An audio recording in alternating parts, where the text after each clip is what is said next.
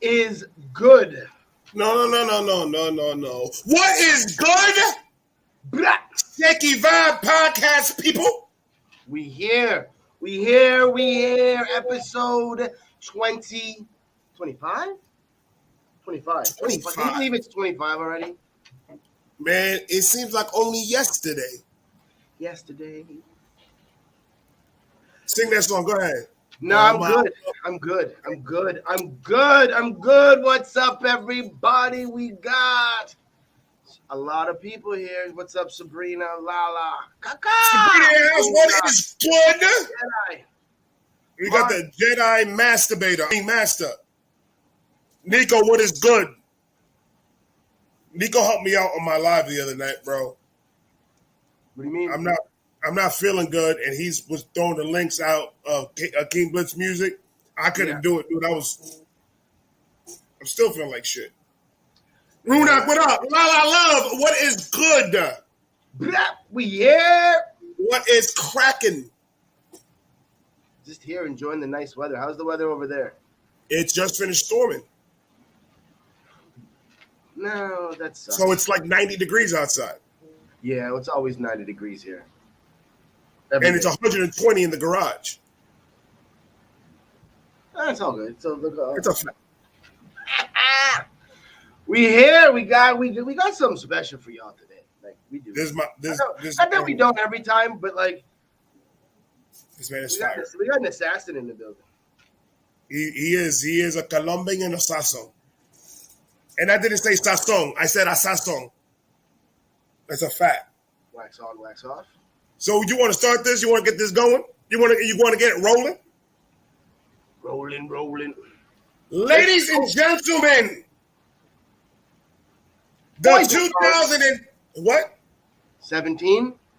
2022 24 Relax Your Fire winner. The Miami Assassin. This man is crazy fire with the bars. Crazy. My man's and yours. K motherfucking Legind. What is good, my guy? Yo, chilling, man. What's good? El Legind, el sazón. El Legind. That's your last name. Facts. Yo. Let's go. What's good, my nigga? What's going on, bro? First, before we get started, nigga, what were you smoking when you wrote those bars for the 24 bar challenge? I wasn't smoking at all, bro. Cigarettes, bro. Marlboro Reds. That's what I was smoking. Brother, do you know how many times I played that shit after it? Shit, bro. You know what? I didn't even think I was gonna win. Why you say that? That shit. Because I wasn't like I had wrote it and I was working. I was in the studio. I was like doing all these projects. And then when I found out about the contest, I think it was Shakes. Shake sent it to me. He's like, "Yo, you gonna enter?" And I'm like, "Oh shit, that's right. Yo, Vibe Reactions got a cipher. I mean, a contest." I'm like, "All right." So it was literally 2 days before, and then I had hit you up. I'm like, "All right, I'm gonna go ahead and drop this." So I wrote it, and then I started rehearsing it. I'm like, "All right, let me spit it so I could get it, get it down pat, get the flow down pat, and spit it on the mic." I'm like, "Damn, bro, like, I don't think I'm gonna win this shit because I felt like in some areas my flow was fucked up and shit." But yo, I'm like honored to have won that shit, bro, because I try to put my all into it. You know what I'm saying? Facts. Because I know that shit was gonna be judged. I'm like, all right. You could hear it in the bars. You could hear it in, like, you could hear it. Like, a lot of people that entered in that shit, as soon as you saw the list of entries, you were like, yo, this is gonna be dope. Like, it might not have been a lot of people entering. Quality over quantity is what I'm saying. Like, there was a lot of dope spitters in that, but when you heard your verse that you dropped in that, like, it was definitely quality. Just like I could agree that everybody brought their A game on that shit. It was just like yours, because we heard it like 5 times that night, and yours just didn't get stale. Every fucking time it was just like, nah, dude, this shit is completely crazy. That's why at the ending I was like, "Hey, Legend, that facts." Eclipse answered that like that. I thought Clips was gonna stay there for a minute and think about it and make a dramatic shit. But no, Anchor said no. K Legind. That's who I got. It was just dope, bro. Hey man, that's love, bro. That's love. You better join the next one. Oh, of course, you already know. It's gonna be harder this time because I already won one. You know what I'm saying? So it's like since I won this one, now the next one's gonna be even harder. So now I gotta go in like twice as hard. You know what I'm saying? You gotta go extra hard. I need you to burn down your studio. All right, so let's just get right into this. I've wanted to know this since we first started connecting with each other. I know the Legind is like legend, and it's what does the K in K Legind stand for? All right, the K in K Legind is it stands for chaos. When I was making music down here in Miami, I started making music at around 15 years old in high school. And that was like, that was my rap name. I had a homie at the time, they called him Crisis. And he was a dope spitter at the time. He freestyled, like we would just freestyle back and forth. You know what I'm saying? Like tag up, do graffiti and shit. And his name was Crisis. And like I never had a nickname. You know what I'm saying? I never really had a nickname. And he told me, he's like, yo, why don't you I'm Crisis? Like, why don't you call yourself Chaos? I'm like, oh shit, that shit sounds pretty dope, like Chaos. And since legit, it stuck with me. So everybody like started calling me Chaos, and that shit. Like everybody in Miami, they call me Chaos. No one calls me Legind. They know I'm K Legind, but they look at me, yo, what's up, Chaos? And it's like, you know what I'm saying? So at around like 2012 and shit, when I started trying to take music seriously, I saw there was another artist called Chaos already signed, I believe, with Kanye and shit. And I'm like, damn, well, I can't use that name because I have it spelled exactly the same. So I got to switch it up. I got to do something different. So one of the homies at the time that I was in the studio with, he's like, yo, bro, like I truly believe you'll be a legend in the game. He's like, I truly believe you'll be a legend in the game, dog. And I was talking to him about switching the name up. And he's like, yeah, just do something with Legind. You know what I'm saying? Yeah. Since you're going to eventually be a legend, just keep Legind. I'm like, damn, bro, but everybody knows me as Chaos. He's like, well, just keep the K. I'm like, bet. So then K Legind. But then when I Google K Legind, there was already a K Legind. So I'm like, not a K Legind, but there was already people with Legind in it. So I just switched up the letters. You know what I'm saying? Lejind. And I'm like, all right, K You didn't Legind. Google anything. This was back when you were MySpace in names and people on MySpace. Well, yeah, there are Yahoo. MySpace and you were Yahoo. like, oh shit, there's this dude. I'm just fucking with you. What you know about web crawler, bro? Web crawler, bro? Holy shit. That's throwback. You 86 years old, nigga? Like, what the fuck? Jesus Christ. Yo. That's a throwback right there. Dude, I need I really need you to explain to me your writing process. Because when you write, it's like you're trying to fill up every single verse with at least 20 bars per verse. It sounds difficult. Yeah, it really is. It really is. So my writing process, it's like a lot of I was actually thinking of opening up a class for this shit in the future, but a little bit of the writing shit that I do is I reverse engineer my bars. I write backwards, and it's crazy, but I write backwards. I think of what I'm gonna say, and then I think of the setup. I think of the opening line. I think of the subject, the topic, the content, and then the punch. And then as I'm writing, I try to get the bar that I'm writing with, what I'm rhyming with, and then the syllables that I'm using that I'm rhyming with. I take it for the setup bar, for the opening bar, and then the middle bar. So it's 1 bar, 2 bar, 3 bar, 4 bar, and they all rhyme. So I find the multis for each one. The last bar has the punchline. So then I write that one. Then I write the third one. Then I write the second one and the first one. And then I try to make it. So that's why whenever I go in, it's like, okay, oh shit, it's a bar. Oh shit, it's a bar. Oh shit. And he's rhyming and it's with the flow. So when I write, I literally spend hours to write a verse. Like I don't leave until I hear it. And I'm like, all right, this is dope. If I go ahead and I spit my verse, I'm like, this is trash, I scrap it. But if it's something I'm like, all right, this is hard. This sounds hard. Everything rhymes. It makes sense. It has a topic. It has subject. I could actually flow it without fucking up. Then I could use it. I have like so much scrap verses that I just throw out because it doesn't sound right when I flow, and it just doesn't work, bro. If I can't make a word rhyme, I won't use it, no matter how hard the bar is. Jesus Christ! I think with that we need to segue into his 24 bar challenge. We have to. That's a fact with cheese on it. This is featuring Vibe Reactions, by the way. But the only way we're gonna do that is if we see some flames in the chat. Y'all want to hear Play Legends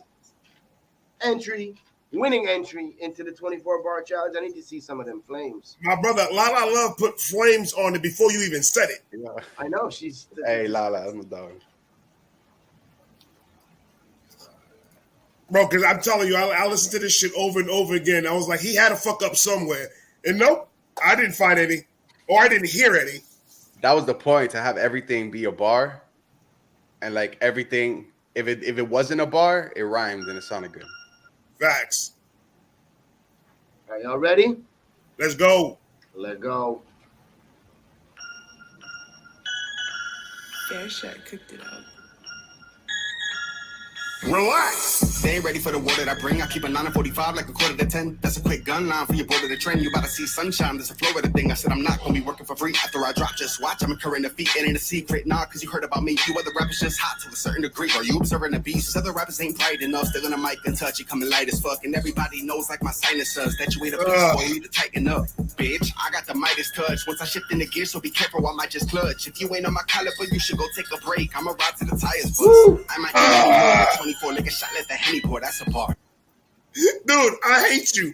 I hate you so much, bro. I know, but it's okay. I love you too, man. I love you. Once I shift the gear and people clutch, caliber, brake, tires, bust, that shit's fire.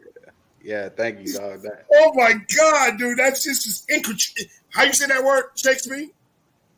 Intricate. I got it. It's intricate. I got shift, gear, clutch, caliper, brakes, ride, tires. Nigga, that's a $1,500 ticket that he just put on the bar. And then the Midas touch, because of Midas, the company. I caught that one, but we're talking about this. It didn't fit into the same screen, or it would have been there too. That would have been dope. That would have been even doper. Clutch. If you ain't on my caliber, you should go take a break. I'ma ride to the tires bust. I might need many more than 24. Like a shot, let the Henny pour. That's a bar. They say that boy blue like an avatar, and in a flash I can prove I'm the man in charge. You only touching the burner on grills with a couple of burgers, cause I'm from a city ain't nothing but murder, and you can see text everywhere. This ain't customer service. They loving the words, but the flows are dopest. Can they disappear? And it's my only focus till they disappear. And it's like hocus pocus. See my train of thought and these my locomotive. Bring smoke to the track, you know cannabis. They can't admit that I've been pushing numbers like an abacus. This challenge shit's unanimous. So I've been pushing numbers like an abacus. Oh my God. I've been pushing numbers like an abacus. Abacus. It rhymes with panelists, bro. Brother, you're too young to know what an abacus is. We're all too young to know what an abacus is. I feel you. But like, you know what I'm saying? Like that's the thing about like some of the bars I write. And I was explaining that as well to like one of the homies and shit. When I write, like my bars will be caught by certain people. And like when I make a certain scheme, not everybody will get it. You know what I'm saying? Like people won't get that shit. Like I have a bar that's fucking like nerd bars that if you're not a nerd, you won't know about that shit. I have like on the track Immortal, I have a bar that says like it's unreal because I'm in the game and developing. And if you ain't a fucking game developer or play video games, you won't know nothing about Unreal, like the engine. You know what I'm saying? So like when I write bars, I try to target different people and different things. So like people who know about abacuses and shit, they'll be like, all right, I know what the fucking abacus is. Like, damn, he's spitting about a fucking abacus. What the fuck? Let me listen to his shit. Like, you know what I mean? So I try to like hit with the schemes. I try to just fucking target whoever I can. Look, I target it. You like that shit because you fuck with the mechanic scheme. You know what I'm saying? Nigga, your abuelita had an abacus on top of her table next to the little Jesus. Don't play me, brother. I know. No, next to el agua bendita, bro.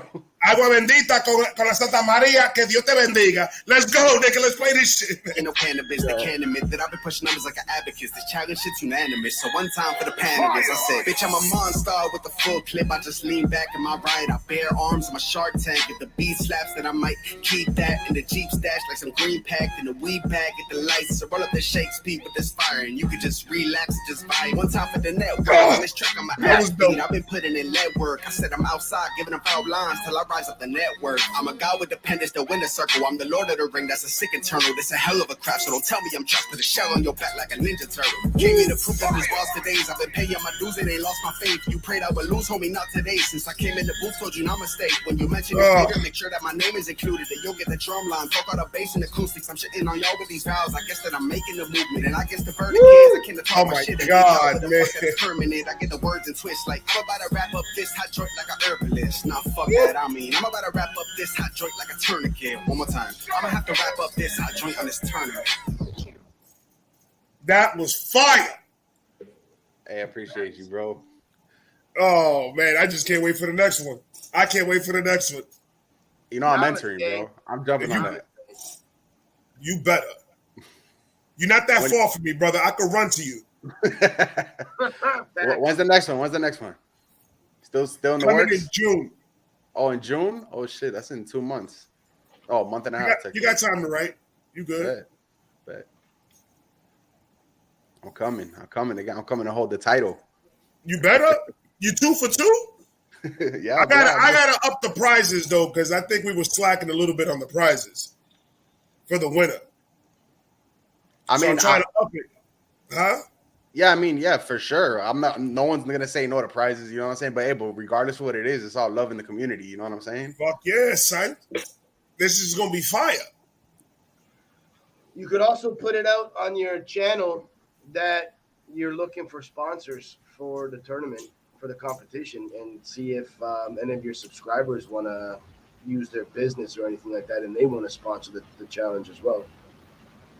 You want to sponsor the challenge, Shakespeare? Sure. $1,000 up front. I'll give you 1,000 pesos. Nigga, what's that, 20 cents? Like $50. $50? This nigga. Crazy. We here, we chilling. This is the Shaky Vibe Podcast, episode 25, with your boy, Legind in the house. So I gotta ask, like, are you? I know you're in Miami. Are you born, raised Miami? Like, is Miami like your blood through and through? Well, I was born in Jersey. I was How born long up you in been Jersey in Miami for? since I was most of my life. I came down here when I was about 3 years old. All right, so Yeah. you rep Miami. You're born Miami. in Jersey. Yeah, You rep Miami. exactly. What's the scene like in Miami? Because for those that don't know, like Miami's lit. Like, if you ain't been to South Beach and you don't understand what Guan's there and what was going on there in like the late 90s, early 2000s, and even before that, like, but just how's the hip hop scene out there with like the Miami sound, and then you got like the 2 Live Crew shit from back in the day? Like, what's the hip hop scene like in Miami? Okay, well, there's two sides of the coin. You know what I'm saying? You have the hip hop scene, that's commercial shit. You know what I'm saying? And that there's a lot of that flooding Miami right now.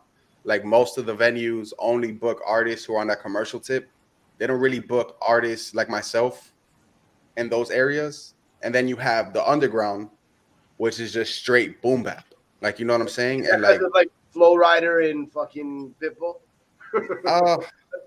It's just the South. It's just the South in general. You know, it's just the South artists in general, how they are. You know what I mean? It's just the South rappers and how, you know, the games all talk about money, bitches. You're in Miami. You know what I'm saying? You're gonna go to the beach. But Miami and South Beach are totally different. Like, you know what I'm saying? A lot of people think it's like, you know, beaches and clubs. Like, nah, bro, it's not. That's not Miami. Like, you obviously haven't been to Miami. You've been to South Beach. You know, that's like going to Cali. South Beach, you better have triple antibiotics. Yeah, you better that's have like hepatitis B shots. That's like going to New York. That's like going to New York and be like, yeah, I went to New York. No, you didn't go. You didn't go to the boroughs. You went to Times Square. You know what I'm saying? Exactly. You didn't go to Brooklyn. You didn't go to Queens. You know what I'm saying? You weren't in the Bronx. You went to Times Square. It's kind of the same thing in Miami. Like, you go to South Beach. You go to like Aventura and shit. But you don't go to Hialeah. You're in a little Havana. You know what I mean? And the people not suicidal down here. No, people are not suicidal. They don't want to go down those places. No, it's not. No, but they're technically not bad areas. It's not like hood, but it's just not like Miami's totally different from South Beach and clubs and getting drunk and shit. Like, it's more croquetas and empanadas and, you know what I'm saying? Yeah, and like, you just got me hungry. You can't be saying shit like that. Wow, brother. But I haven't had a good empanada in fucking forever, man. Oh, Christ. No, but it's just like anywhere, man. You go somewhere looking for trouble, trouble's gonna find you. You just go there and you're on some normal, regular Yeah, shit. People are gonna leave you the fuck alone. It's an yeah, but international city. They don't care what fucking color your skin is and none of that shit. You walk around like a fuck boy, you're gonna get smacked out. You walk around Why? like a Why normal are fucking you getting angry, bro? Like, That's just relax a who I am. little bit. Why don't you just like play with your computer chair a little bit there, bud? Like, that's gonna break. I can't. oh, you would think there's no racism down here, bro. Like there's only racism entre the Spanish people. That's it. There's no like racism, white, black down here like that. Well, I've seen. I've lived here for like most of my life. The racism's between the Hispanics themselves. Like you know what I'm saying? Like the Cubans don't like the Puerto Ricans. The Puerto Ricans like the Dominicans, but they don't like the Colombians. The Venezuelans don't like the Argentinians. You know what I'm saying? So it's that's the only racial shit here. But it's a melting pot. Like you have everything. You have everything down here. Like And that's exactly why I stay in Tampa. y'all fuck with Tampa though. Tampa's lit. Let me know when you come through, nigga, so we can go ahead and Yeah, for sure. I was just in Orlando a few months ago. I was up in Orlando. Oh yeah. I went out there. Yeah. It's Yeah, dope, me and man. the wife and the kids, we went on vacation to Orlando. We went to Volcano Bay and Universal and all that other stuff. Yeah, man. I heard they're shutting down Disney World now. They are? Yeah, they're trying Why? to shut down Disney World, Universal, and all that. Why? COVID? I don't know. I just saw it online. I didn't really get too deep into it. So they were trying to close it down. Shit. So Thank God. with that being said, with what you last said, like, are you still able to perform, do shows, and do that shit, or do you just say fuck it? Well, I actually have a show now on Friday. I have a show on Friday, but getting shows down here for like what I do and the way I rap is difficult because it's either hardcore boom bap or you're fucking commercial throwing money at strippers. There's no middle ground. You know what I'm saying? There's no in between. And like the shit I do is like kind of trap, kind of like I'm trying to fuck with like trap beats with lyricism and trying to lean more to commercial type beats but with bars. So to Gotcha. hit both, I'm trying to target both crowds. I'm trying to target the commercial side, but with lyrics, and I'm trying to target the underground side with lyricism, but the commercial with the beats. You know what I'm saying? So that's what I'm trying to do. But down here, it's like really you can't perform anywhere. Like I tried to do a show one time, and people were like, "What the fuck is this? Where am I? Is this a Twilight Zone or some shit?" Because in Now, Miami, you don't hear that. Are you opposed to go to let's just say Tampa if there's a show out here? No, I'm not opposed, bro. I'm down. I'm down to work though. My issue would be if I would go to like let's say Tampa and it would be for like an open mic or some shit. But if I have a show and I could actually go out there, I could promote it and sell some tickets and shit. But as far as just going for no reason, like it would be right now in the point of my career not really worth it. You know what I'm saying? Right. But I'll still go. I'll slide. I know a guy in Ybor that owns one of the clubs in Ybor City in Tampa. So they always having performances there in the club. And according to one of my boys that went in there, they pay pretty handsomely. So I could make a phone call and see what's popping with him and see if I could get you into that motherfucker. Oh hell yeah, man! I'll be down. Take a trip up to Tampa. We'll chill. I'll be your bodyguard, dog. I go over there and like, yo, don't touch this nigga, bro. That's true. Yeah. I ain't gonna fight nobody, nigga. We running. Get in the car. We out of there. Facts. Ybor City is crazy, bro. I don't know. Now, what is for you your favorite track that you've made? None. Okay. None, bro. Actually, you know what? My favorite track that I made was last night. I was in the studio last night and I made the fucking dumbest song of life. It was the most retarded song I could think of. And it actually became a banger. And I heard it. I'm like, this is the worst song I ever made in my life. This is the dumbest track I ever made in my life. But it was so fire. It's going to be on the album. And yeah, it's going to be on the album. And that song, I felt it. I'm like, yo, this song right here I'm going to blow up with this track. But that was the first time out of every song that I have out that I felt that way. And that was yesterday in the studio. So now it's like all the songs that I have, and like when you start making music, like I look back at my shit, That's like when you had told me about mainstream. I'm like, nah, like mainstream I wrote 10 years ago. I wrote mainstream 10 years ago. And I feel like as an artist, you get better. And Right. like now the current K Legend is gonna shit on the K Legend from 2021. And then Facts. in 2023, I'm gonna shit on myself. You know, I'm gonna be like shitting on myself every time I drop a You know track. what's crazy that you said that? Imagine somebody just logged in right now when you said you're gonna shit on yourself. They all Hey, laugh. I'm a shit on myself. But that's dope though. I like that fucking answer because that makes sense. That makes absolutely so. Like I don't want to just. That's the best that I could do. I want to keep on pushing forward and beat the pause. I want to beat last year me, and they just keep on going forward. I like that fucking answer. That was very intricate. At the end of the day, it's all about progress. If you've been doing anything, it doesn't matter what it is that you're doing, but if you've been doing something for X amount of time and you don't work to up your game, make it better, be better, especially in the arts, there's an issue and there's a problem with it. So, like, if you're not trying to be better and you just want to stay the same, like, get the fuck out of the game. The game don't need you. Facts. That's a fact. That is definitely a fact. Because I know the first song that I heard of yours, I think I did a reaction to it. I think it was that, or it was on live, I think it was. But I was just like, oh, who the fuck is this? Like, holy shit. Like, I didn't. Like, literally the same thing I said. Like, I was just like, yo, bro, this guy is a beast. Like, why I haven't heard of this man? I think the first time I heard you was the Blindside Cipher 2 entry. Yeah, that's what the Blindside Cipher 2 entry is what actually like brought me a little bit into this community because I didn't really know about anybody. I didn't know anyone. I really didn't. I forgot, and I'm sorry if I who it was, but somebody tagged me in it and like, yo, why don't you try out for this?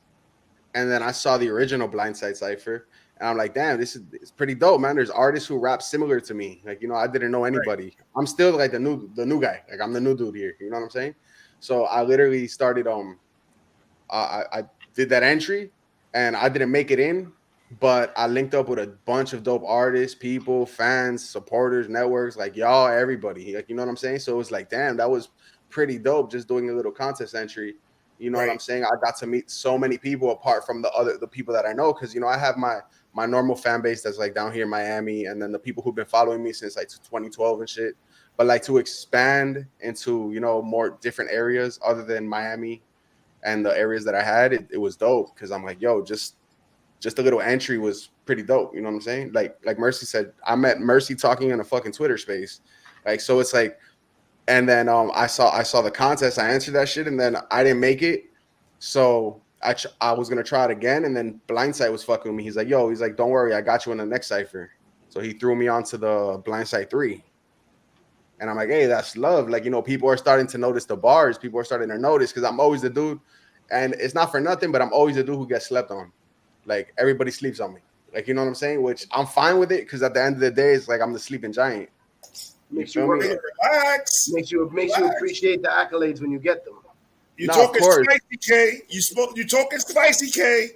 No, I don't mean it in a bad way. No, I don't mean it in a bad way. I'm just saying, like, I feel that, like, I'm doing my thing. I'm only gonna get better as an artist, and I know I have improvement. I know there's mad room for improvement, but I know I'm gonna get there. It's gonna take a while, but I know I'm gonna fucking get there.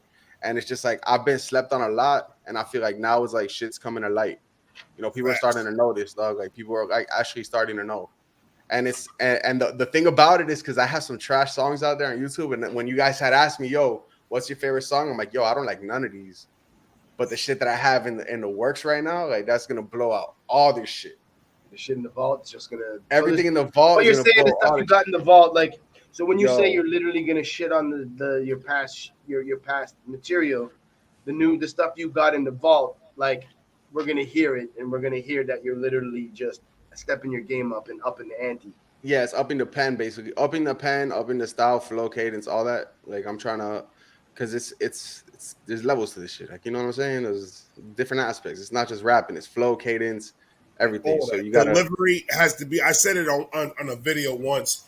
Delivery has to be there because you can have the bars all day long. I've heard dudes have bars for days, but when it came on putting that bitch on a beat, the delivery was horrible.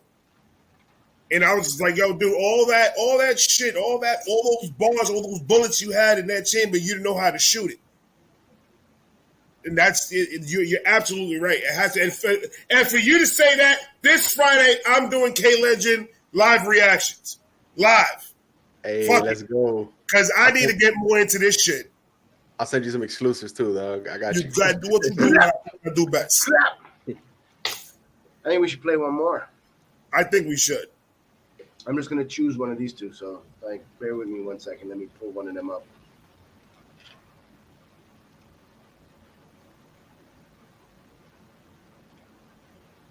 Legind. I think is Mercy a stan? Is Mercy a stan? What, of me? Yeah. No, that's the homie, man. Mercy's my dog, yo. Mercy's good. I met her on Twitter. She's cool as fuck. We met her in the Twitter space. This is react to this. You want to give the back? I know the background because I heard you talking about the background. You want to give the background of react to this?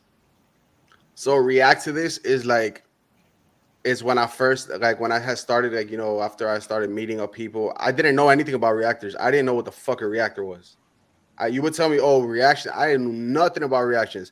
I started seeing everybody was reacting to videos. People were like getting people to react. And I'm like, hey, that's dope. I want people to like react to this. You know what I'm saying? So I put it together. I'm like, let me just do something quick. And like, let me try to, like basically explaining that I've been being slept on. You know what I'm saying? So I made react to this and just to like target reactors and shit.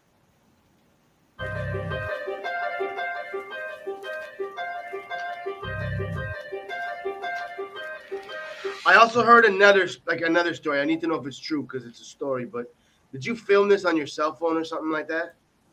Yeah. Okay. So what I heard was I edited the video. My girl held the phone. She's the one who shot it. I edited the video. Risen made the beat, and I wrote the lyrics. Let's go. I'm old school, but I'm still me with the flow, dude. I told you that I'm well seasoned. Soul food, exposed whoever want beef for me, tofu. I ain't playing, I'm just saying. Vegeta and Goku. I been in my back, you know I BAG. You want smoke, but you choke off of THC. I grew up to PAC, y'all CAP. Y'all all fibbing off rhythm like an EKG. I'm that rapper that you hear when I step up your pen game. I'm bringing that back. What the fuck? Hold on, brother. I can't react to this. You just punched me in my mouth. Goku. I been in my back, they know I BAG. I need to hear the Vegeta and Goku line one more time. That was fire. That was fire.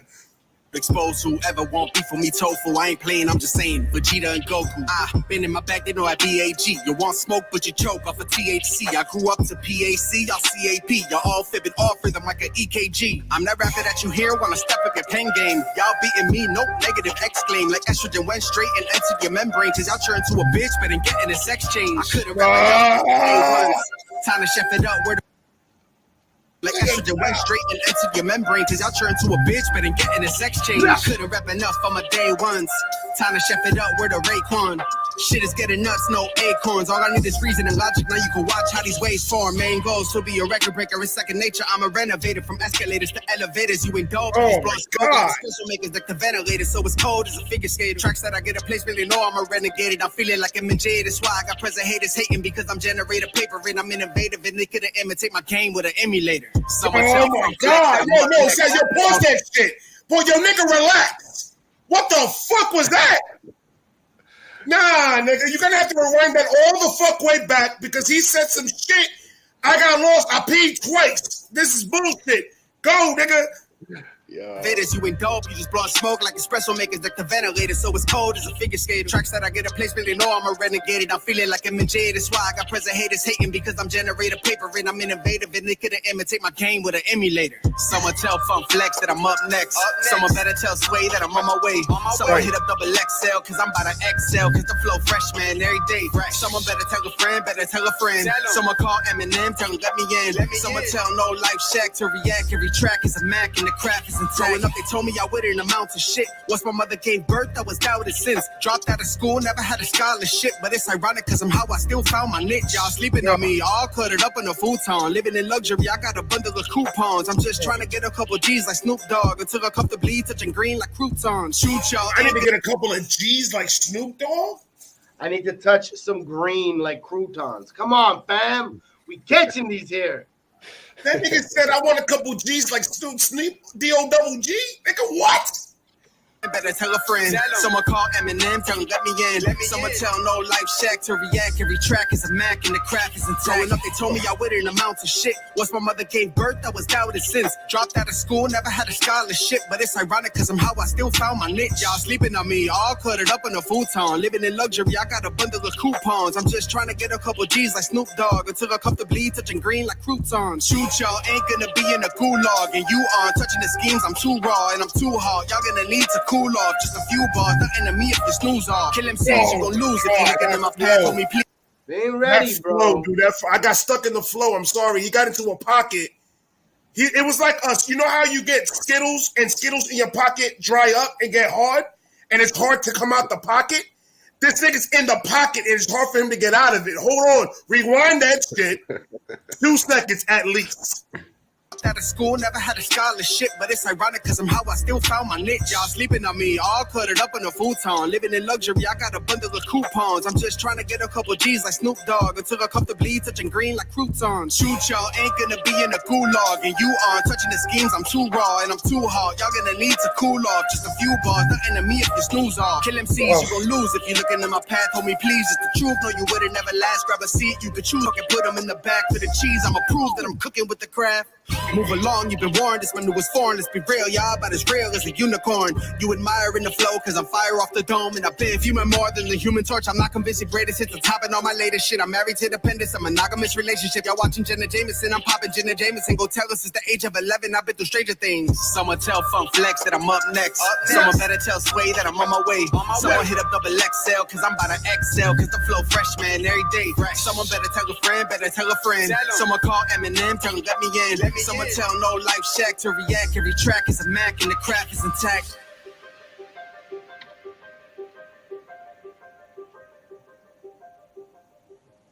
That was K Legind react to this.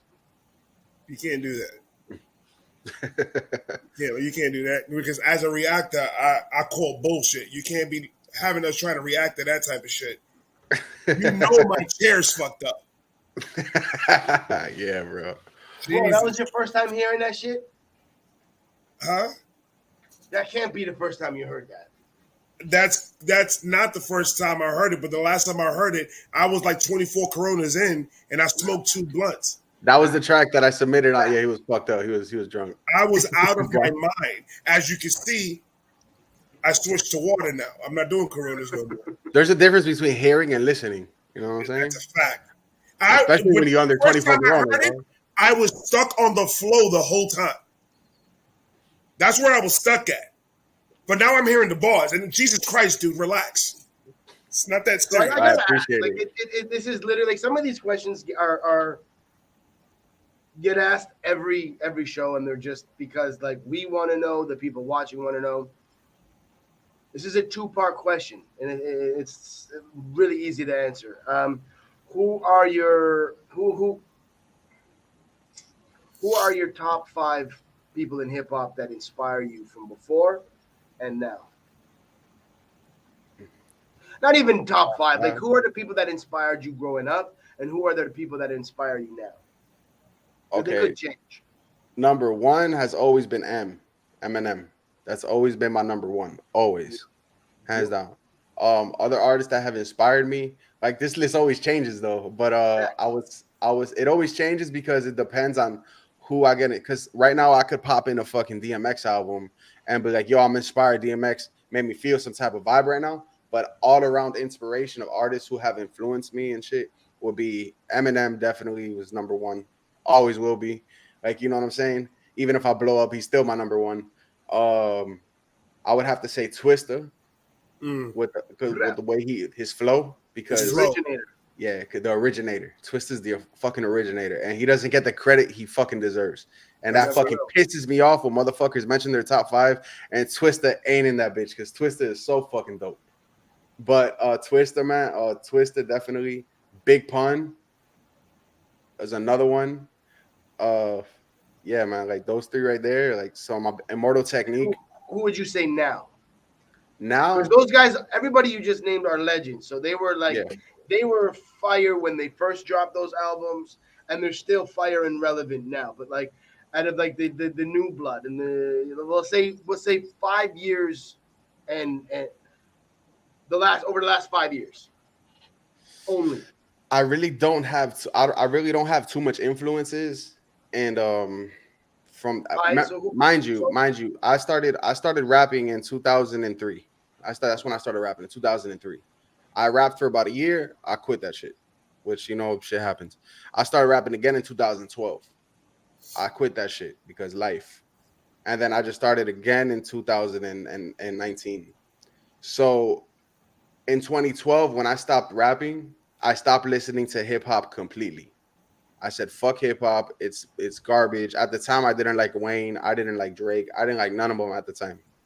I was like so stuck on like writing bars and lyricism and all this shit. And I heard how the game had changed. And I saw there was no chance.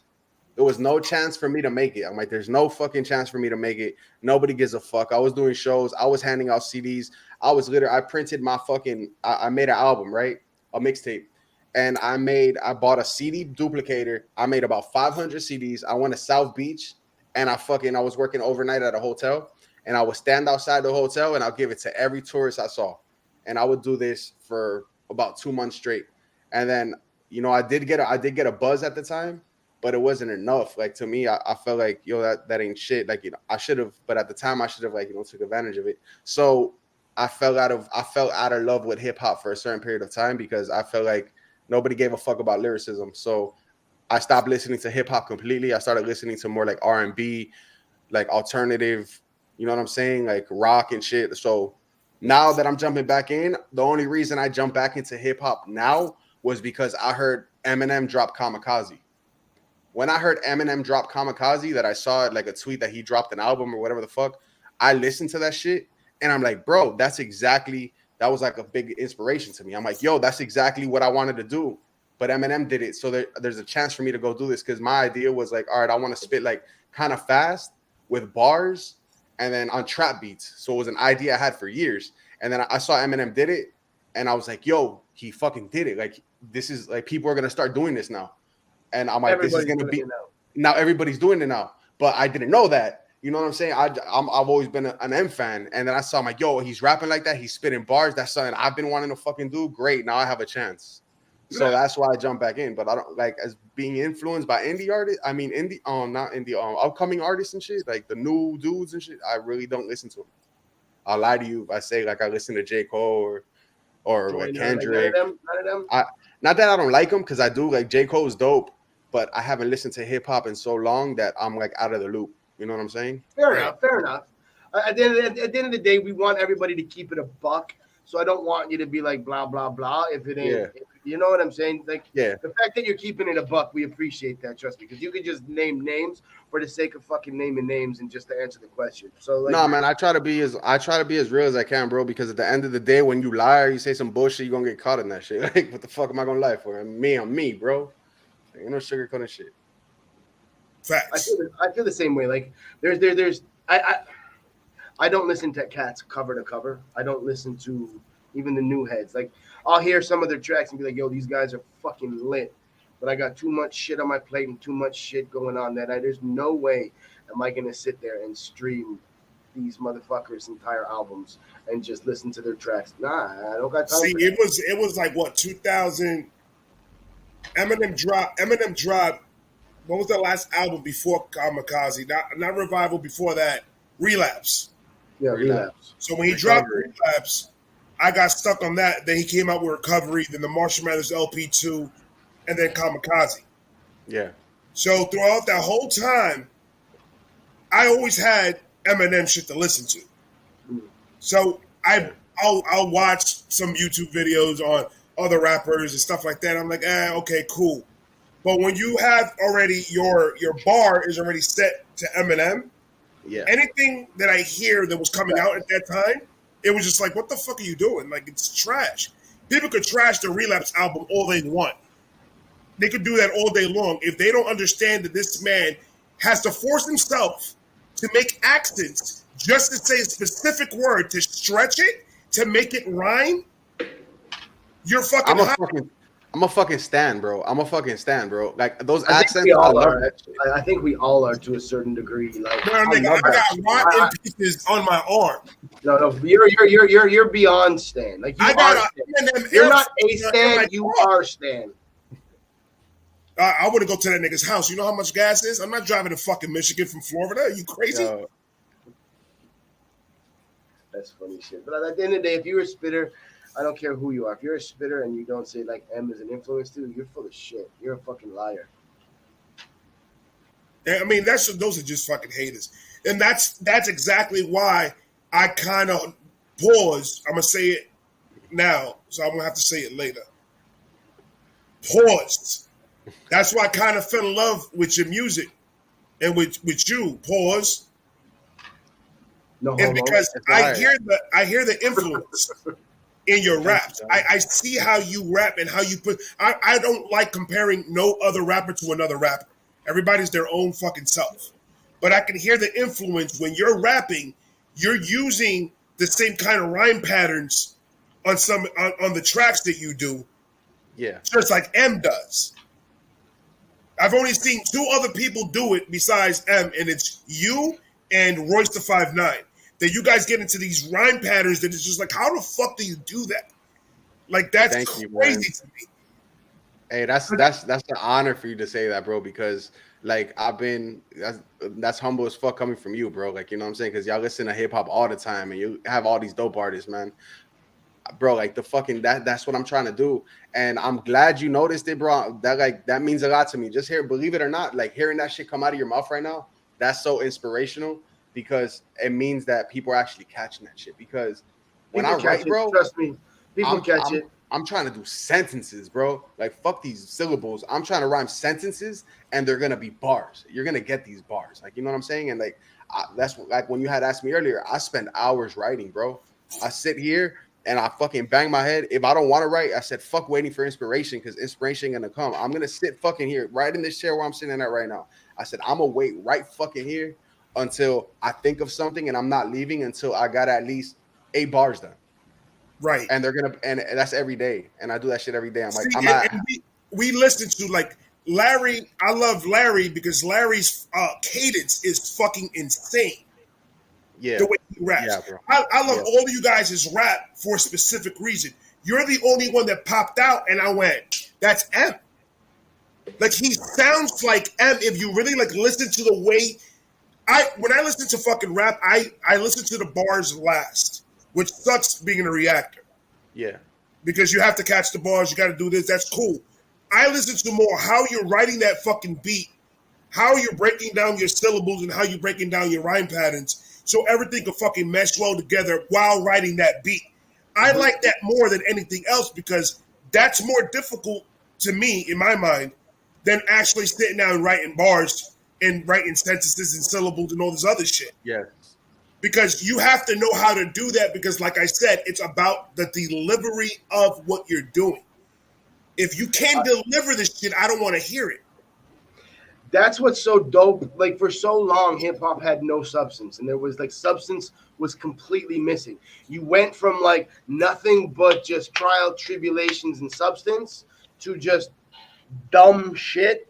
To now you got to pay attention because everybody's spitting with double and triple entendres and shit to the point where like, yo, like, so maybe that's exactly why.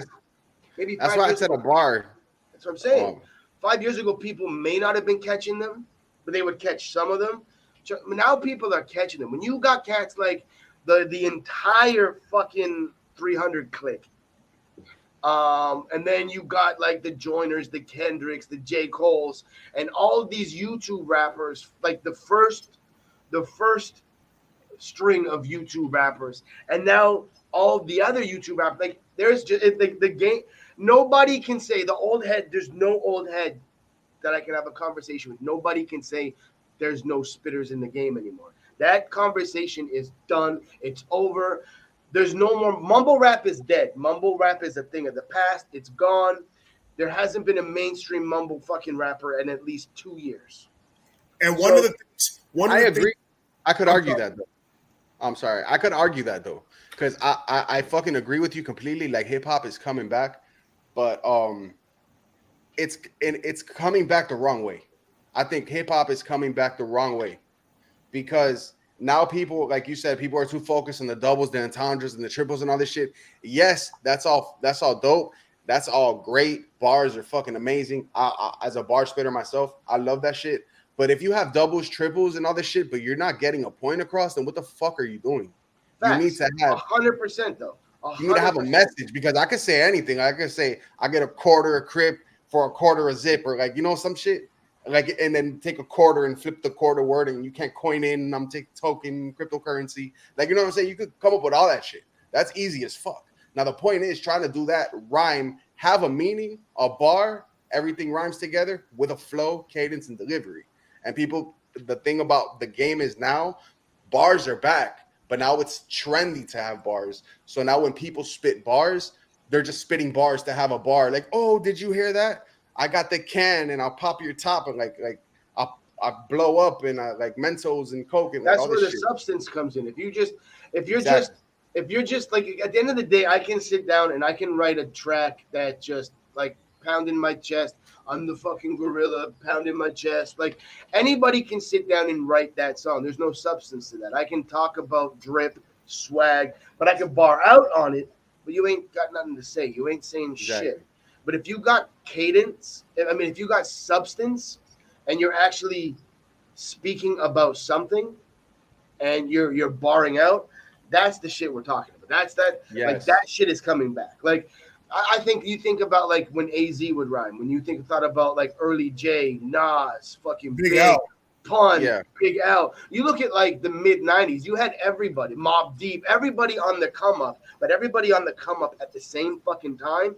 The game was just flooded with nothing but substance. It was different. It was a whole that other shit's level. Coming back. Dude, that shit's coming back. And you know what's crazy about it? They say the game repeats it. The entertainment industry repeats itself every 30 years, whether it's fashion, clothing, music, samples. Listen to the year in the era that we're in 30 years ago. We're right back into that substance era again. And I just think that that's why the game is shifting because it's going back to history's repeating itself. And in the entertainment industry, it repeats itself every 30 years. I think the shift is just almost punched my son in the chest. Sorry. Daddy boy, you gotta punch him twice, baby. They don't learn from the first time. You gotta hit him again with the left. It's 1-2. Put his ass to bed. So now, you minus 30 years ago. We're right back into 1992.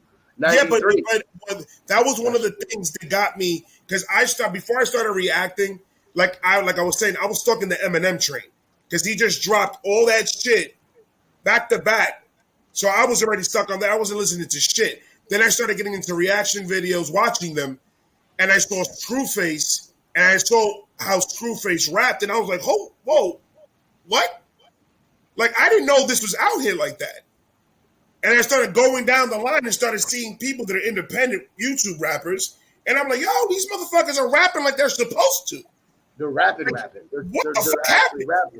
And then I started reacting and I was like, no, man, fuck that. I didn't know how much people were out there actually spitting. Because like you, I kind of gave up on hip hop and I just started listening to my old shit. Yeah, I feel you. I started listening to Pun. I started listening to DMX. I started listening to Jay, Nas, Biggie, all of that. Yeah, me too. I would just listen to Tupac. I would listen to Biggie. That was the only hip hop I listened to. It was like Tupac, Biggie, Eminem, and Bone Thugs, 3 6, and like the shit I grew up on listening and shit. Exactly. But I would not listen to anything new. And then people like, oh, you didn't hear this new song, or like, oh, I swear to God. And it, back in the days, I know y'all feel this. Back in the days when a new album dropped. And that shit, everybody went nuts. Everybody when DMX dropped an album, everybody was like, yo, run a Best Buy. Let's go cop that shit. When an album dropped back in the day, you were seeing how many mics it got in the source. That's Yeah, a but fact. You were And looking then to when it see how died- many mics it got. When That it died, shit there was actually artists. mattered. Like Kendrick dropped a Damn album or whatever. I don't know what's called, Humble or whatever the fuck it was called, Damn or some shit. He dropped the album. I didn't even fucking listen to it. J. Cole dropped the. I didn't even listen to it. And all these people are dropping albums and albums and albums. I'm like, I never got that feeling again. Like, damn, Right. I want to hear this album. The only time I got that feeling is like when I told you when M dropped like all of his albums, like the Marshall Mathers 2, Relapse, Recovery. That's the only time I ever feel like, oh shit, it's an album. I gotta go listen to this. Let me But tell you. anything else is like, all How right. many Yeah, of you guys feel this? Marshall Mathers LP dropped. It was an all. This was bad. We're old heads, so we talking old head shit.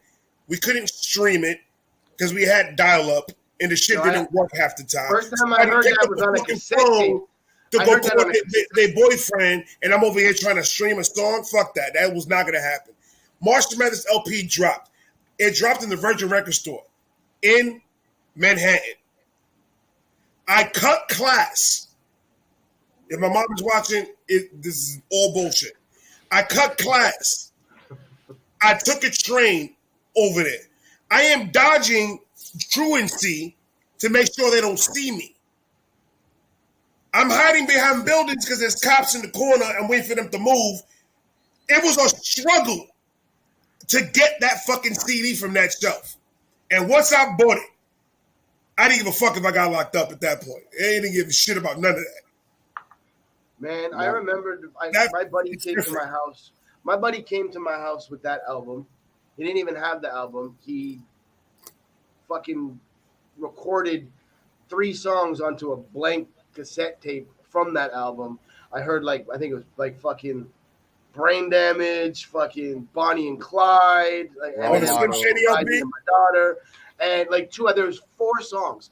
And the first one that I heard was the first one that I heard ever, the first Eminem song I ever heard was 97 Bonnie and Clyde. And I literally said, what the fuck did I just listen to? I was just like, are you fucking kidding? Because I was rhyming then. Like, we were doing shows and shit then. I was signed then. And I was just like, this is the best shit I've ever heard in my fucking life. When the Slim Shady LP came out, we were at my boy's crib, and they did the MTV Hi, My Name Is. Yeah. And this is the first time I've seen Eminem. I'm over here doing totones and cooking in my boy's crib because I'm starving because I just smoked 3 blunts, right? And I'm over here cooking, and I see we got MTV playing, and then it says, "Hi, my name is," and then my ears went, "What the fuck is that?" And I turned around, and then I started hearing what he was saying. I was like, what the fuck was that? Facts. And then from there, I started getting into the Eminem, and then I went back to Infinite. I found Infinite by a Jamaican selling it for $5 in the corner store next to the Dollar Tree. That shit was lit. Dude, I missed Lyricist Lounge M. Lyricist Lounge M was fucking ridiculous. And if you hear Infinite M, that motherfucker, it's nuts. That's who he sounded like. Hey, Infinite M is dope though. Infinite M was fucking disgusting. He was Eminem without the craziness. Yes. He wasn't Slim Shady at that point. He was fucking Eminem because that boy was spitting. Like he was doing schemes and he was stretching words that nobody was doing at that time. Yes, bro, he's doing that, bro. When he was doing it in that time, in that year, bro. 96? There's people now who have been rapping for 20, 30 years that can't fucking come up with 4 bars that match that shit. That's a fact. That is a fact. That boy was dangerous. And then I got dug into that Eminem hole, bro.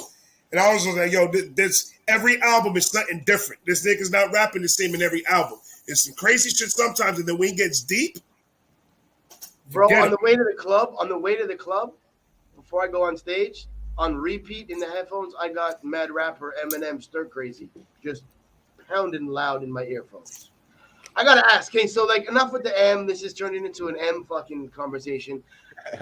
What's wrong with that, nigga? We're talking with the homie. When are you dropping when's your album dropping? So yesterday I finished recording pretty much everything. The album's done. I just have one more track that I'm working on, and then I gotta go ahead and just touch up everything, and then the album's gonna drop. I'm still thinking, I'm still debating on what I'm gonna do because it's all me. It's all me that's like pushing this shit, and I'm the one like I pretty much do everything myself, except for Risen that engineers, the homies that record.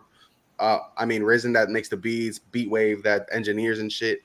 But as far as like the promo side of things, like I'm pretty much not really on my own because I have people who do support and sharing shit. But like as far as like pushing it out and pushing it, like that's me. So I gotta figure out a strategy right now, which I'm studying. I'm like reading up online on how to push my shit.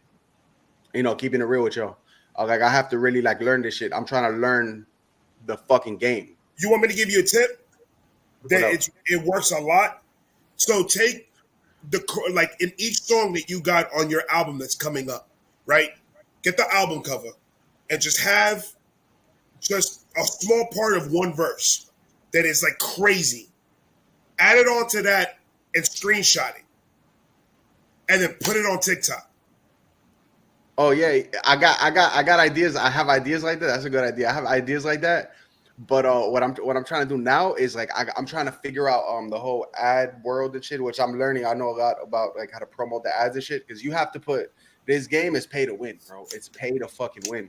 And if it's not pay to win, you got to really be fucking the dude that's spamming people's inboxes and the dude or you just have to have a really good fucking distributor.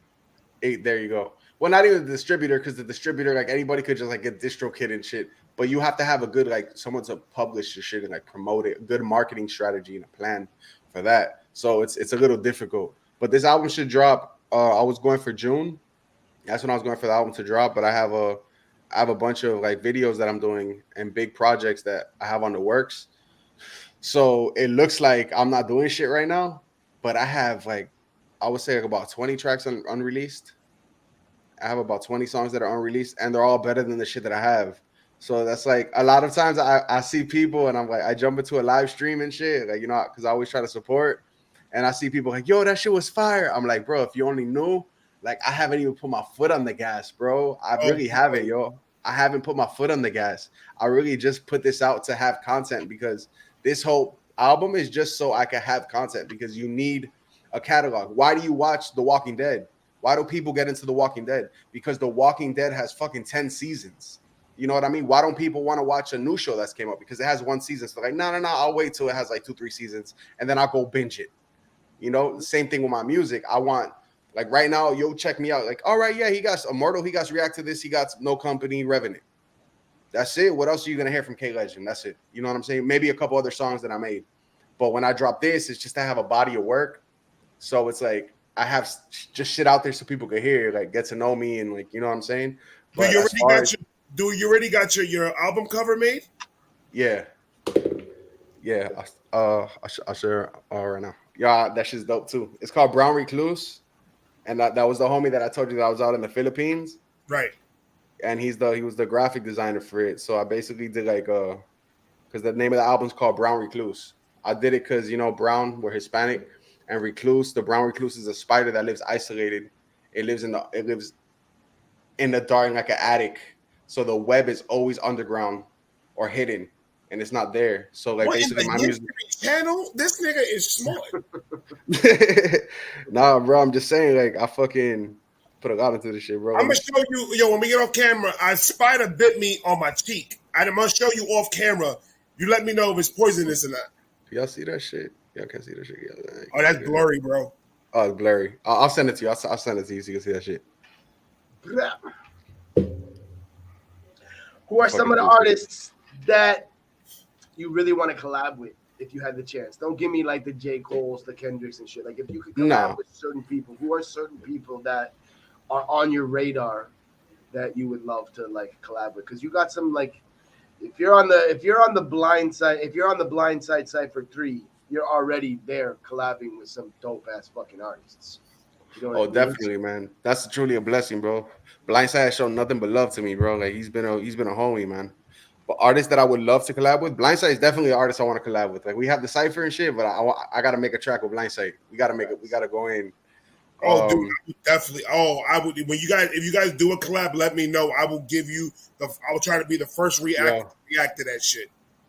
I got so on the list of artists to work with, like how indie, because like Name your artist. Who gives a shit? Just name I your need would- you and Clip Monster. huh?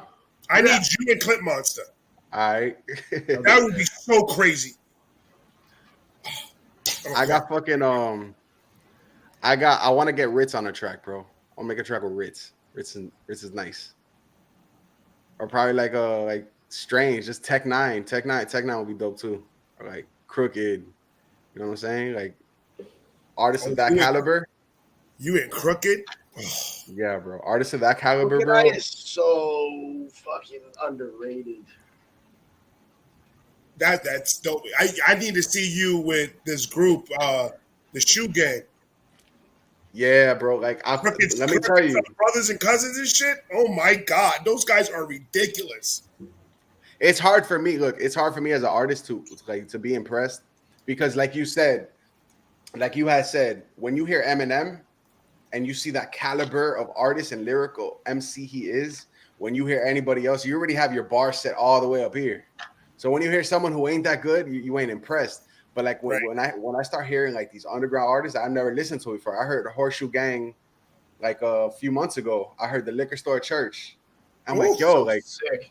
I'm like, yo, they got a flow. I'm like, I'm like, that's goals right there. That's the cadence, the flow that I'm trying to reach. That's a like fact. I'm trying to reach that. Not to rap like them or anything, but to reach that point that you could enunciate everything, pronounce everything correctly, flow, hit, punch in, like everything sounds so clear and crisp and concise and precise. Like that's the goal. But when I heard them, I'm like, yo, what the fuck? I'm like, yo, that's fucking dope. They got a dope ass flow and bars behind it. You know what I'm saying? I think you could give them a run for their money though. You think? Well, Horseshoe Gang? I haven't listened to much of their shit. Are you a Blueback cat or a trap cat? I know I can hang. Look, I know I can hang. Like me personally, I don't know cocky shit. I know I can hang with them. I can hang with like I know lyrically, pushing my pen, working on my flow, like getting my flow a little bit more better, like just polishing it up a little bit. I know with the pen, I could definitely be top tier, like compete with people top tier, be on the track with anybody. Now, are you planning? Is this going to be that's it? You're not taking no more breaks. You're going to keep on hitting it strong, or you going to pause? God damn. No, bro, I'm not that serious. Like now, bro, like I'm telling you, starting once this album drops, that's it. I'm not stopping, bro. Like I haven't stopped. Yeah. Since That's what I like to hear. That's a verbal right there, fam. That's a verbal. That's what I like to hear because honestly, I'm gonna be real with you real quick. Honestly, you have too much fucking talent not to. You're so fucking like crazily talented that if you stop, I'm gonna hunt you down. Let me tell you something though. No, I appreciate that. Thank you, though. That's even more inspiration. But like right now, I'm at the point in my life, personal shit in my life, that this is it, bro. It's either this or back to the streets. You know what I'm saying? And I can't go back to the streets, bro. You don't want to do that. I can't. I don't want to do that shit no more. So this is it. Like I'm all in with this shit. Like I'm literally all in with this shit. Like you know what I mean? Like this is like when I say I'm all in with this shit, I'm all in with this shit. Like it's this or nothing. Like if I don't make it, bro, like it's back to the streets. But I'm trying not to do that. Like I'm gonna make it. I'm going to. I know I'm going to. It's gonna happen. I'm manifesting that shit. It's only a matter of when and doing shit the right way. Brother, I've been around a lot of people that've been trying to get to the rap game since I was fucking 15 years old. And it only takes that one person to hear your shit. Because that's the dope thing about it. It doesn't matter what they hear from you. Because if you're dope, you're going to be dope on everything you put your mind to it. And it only takes that one person to hear your shit one time that it could change your whole entire fucking life. Because you got the talent. It's there. It's fucking definitely there. It just keep on pushing it, bro. Because I don't like seeing people that have that much talent. Because I know I could only imagine how hard is it for an independent artist to try to push their shit and try to go out there and promote themselves and put themselves out there so everybody could see. I can only imagine how difficult it is. And sometimes it gets discouraging and people just back up and say, fuck it, I'm not doing this shit. Ain't nothing moving, ain't nothing shaking. So I'm not even gonna waste my fucking time. And I then have those those days every day, bro. Every day I feel like that. Every single day. but those are the people that are the most talented though. Yeah. I swear, like every day I feel like I'm like, yo, fuck this shit. I'm done with this shit. Like, yo, like I put, bro, because you know what it is? You got to get the beat. I spent like 8 hours writing a verse. You go ahead, you record that shit, you drop it, and then you see the numbers, bro, and it's like, yo, like what the fuck? Like, It ain't about the you know numbers, how much, but it's about no, I the know. numbers. I It know. I ain't, think but about it is. As an artist, it is. Like, because you look at it and you're just like, well, fuck that. Like, yo, back when I was rapping, when I was rapping in man. 2012, my fucking music was so trash and horrible. Like I listen to that shit now and I laugh at myself. I'm like, yo, nigga, you actually put this shit out to the public to hear, bro. You know what I'm saying? I listen to my shit and I'ma send it to you. So you can hear that shit. And you're gonna be like, yo, what the fuck? Shitty ass makes horrible beats. And then back then I was pulling up fucking 10,000, 15,000 views, bro, in 2012 on YouTube. And that's like, yo, like spitting trash. And then I hear my shit now and I'm like, yo, I stepped up the pen so much and like the numbers ain't even fucking there. It's very discouraging, but I'm not gonna give up because I'm not. This is all I have. This is literally all I have, bro. Like if not, it's back. It's back to the streets, and that's the life I can't go back to. So it's like I'm all in with this shit and like fuck it. If I get one follower, I celebrate every follower. I see a follower, I look at my shit. I'm like, I gained one today. I lost one, I gained one, but fuck it. It's one person that fucks with me. You know what I'm saying? If I'm on a live stream, I see one person there, and I'm doing it for that one person. If I see one person, like if this chat could be empty right now, and there could be one person there, this is for you. You know what I'm saying? This is just for you, bro. Like right now, it's your time. You feel me? If I drop a post, 2 people comment on this shit, that post was for you. That post was for the 5 people who liked it. Everybody else, they didn't see it, whatever. But it's for y'all right now. This is your moment. You know, so that's what I try to do. I try to like one person at a time. You definitely gonna get there, brother. Because I mean, you have to. You can't have that type of talent and nothing come out of it because that's too much talent to be wasted on nothing. Yo, it is also this is also the like for an industry. This is the toughest industry to make a buck on. There's no other industry out there where there's a billion people doing similar shit to what you're doing, all trying to make money. This is literally the hardest industry in the world to make a buck on. It really is, bro. It really is. If you can make a little bit of a wave, you good. I think we need to segue into another Legind song. That is a fact. Let's get it. I'm gonna pull this motherfucker up. We're gonna react to. We're not in your channel, bro. We're not reacting. Oh, we're not gonna react. Yeah, my bad. Like fucking Freudian slip. This is Legind, Revenant.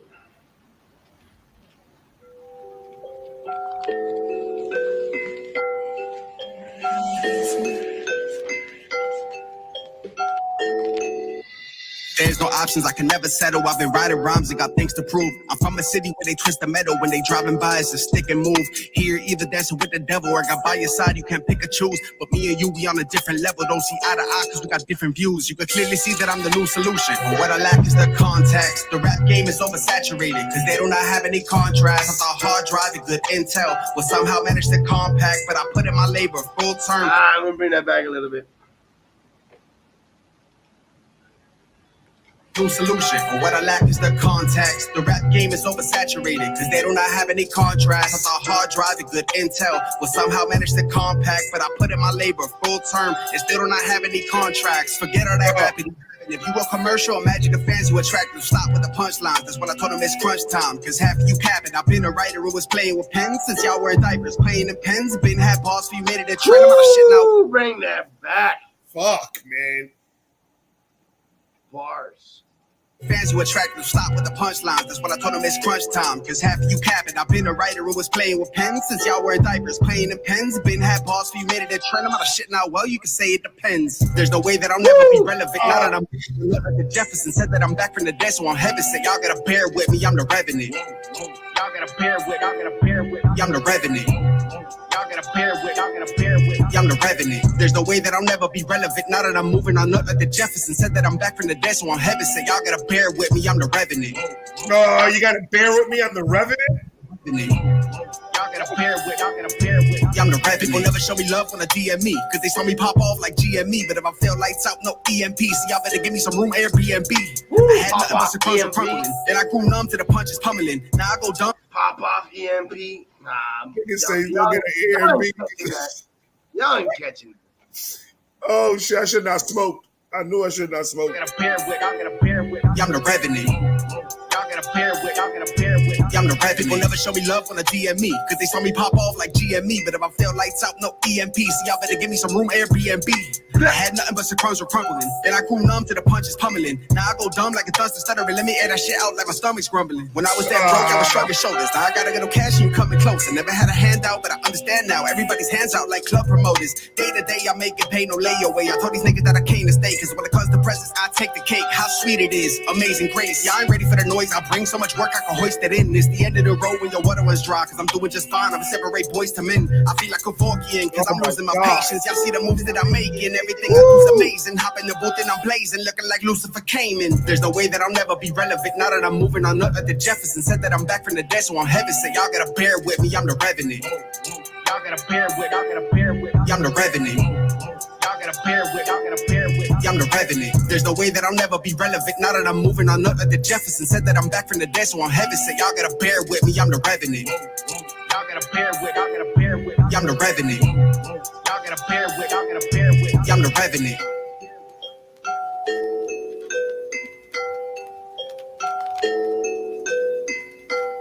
Golly. All those in the chat right now that don't know who this man is, we're going to put the link on the chat, and you guys need to go and follow this man, subscribe to his page. You need to go and put all the likes and all the comments in all his songs. Facts. This man gave me a migraine and diarrhea. That shit happened. Oh, shit. Now you shitting on yourself, bro. I'm about to. You watch the podcast, he shits on himself fucking once an episode. I'm about to. Because this is bullshit. You can't be rapping like that. It's illegal. Oh, shit. Yeah.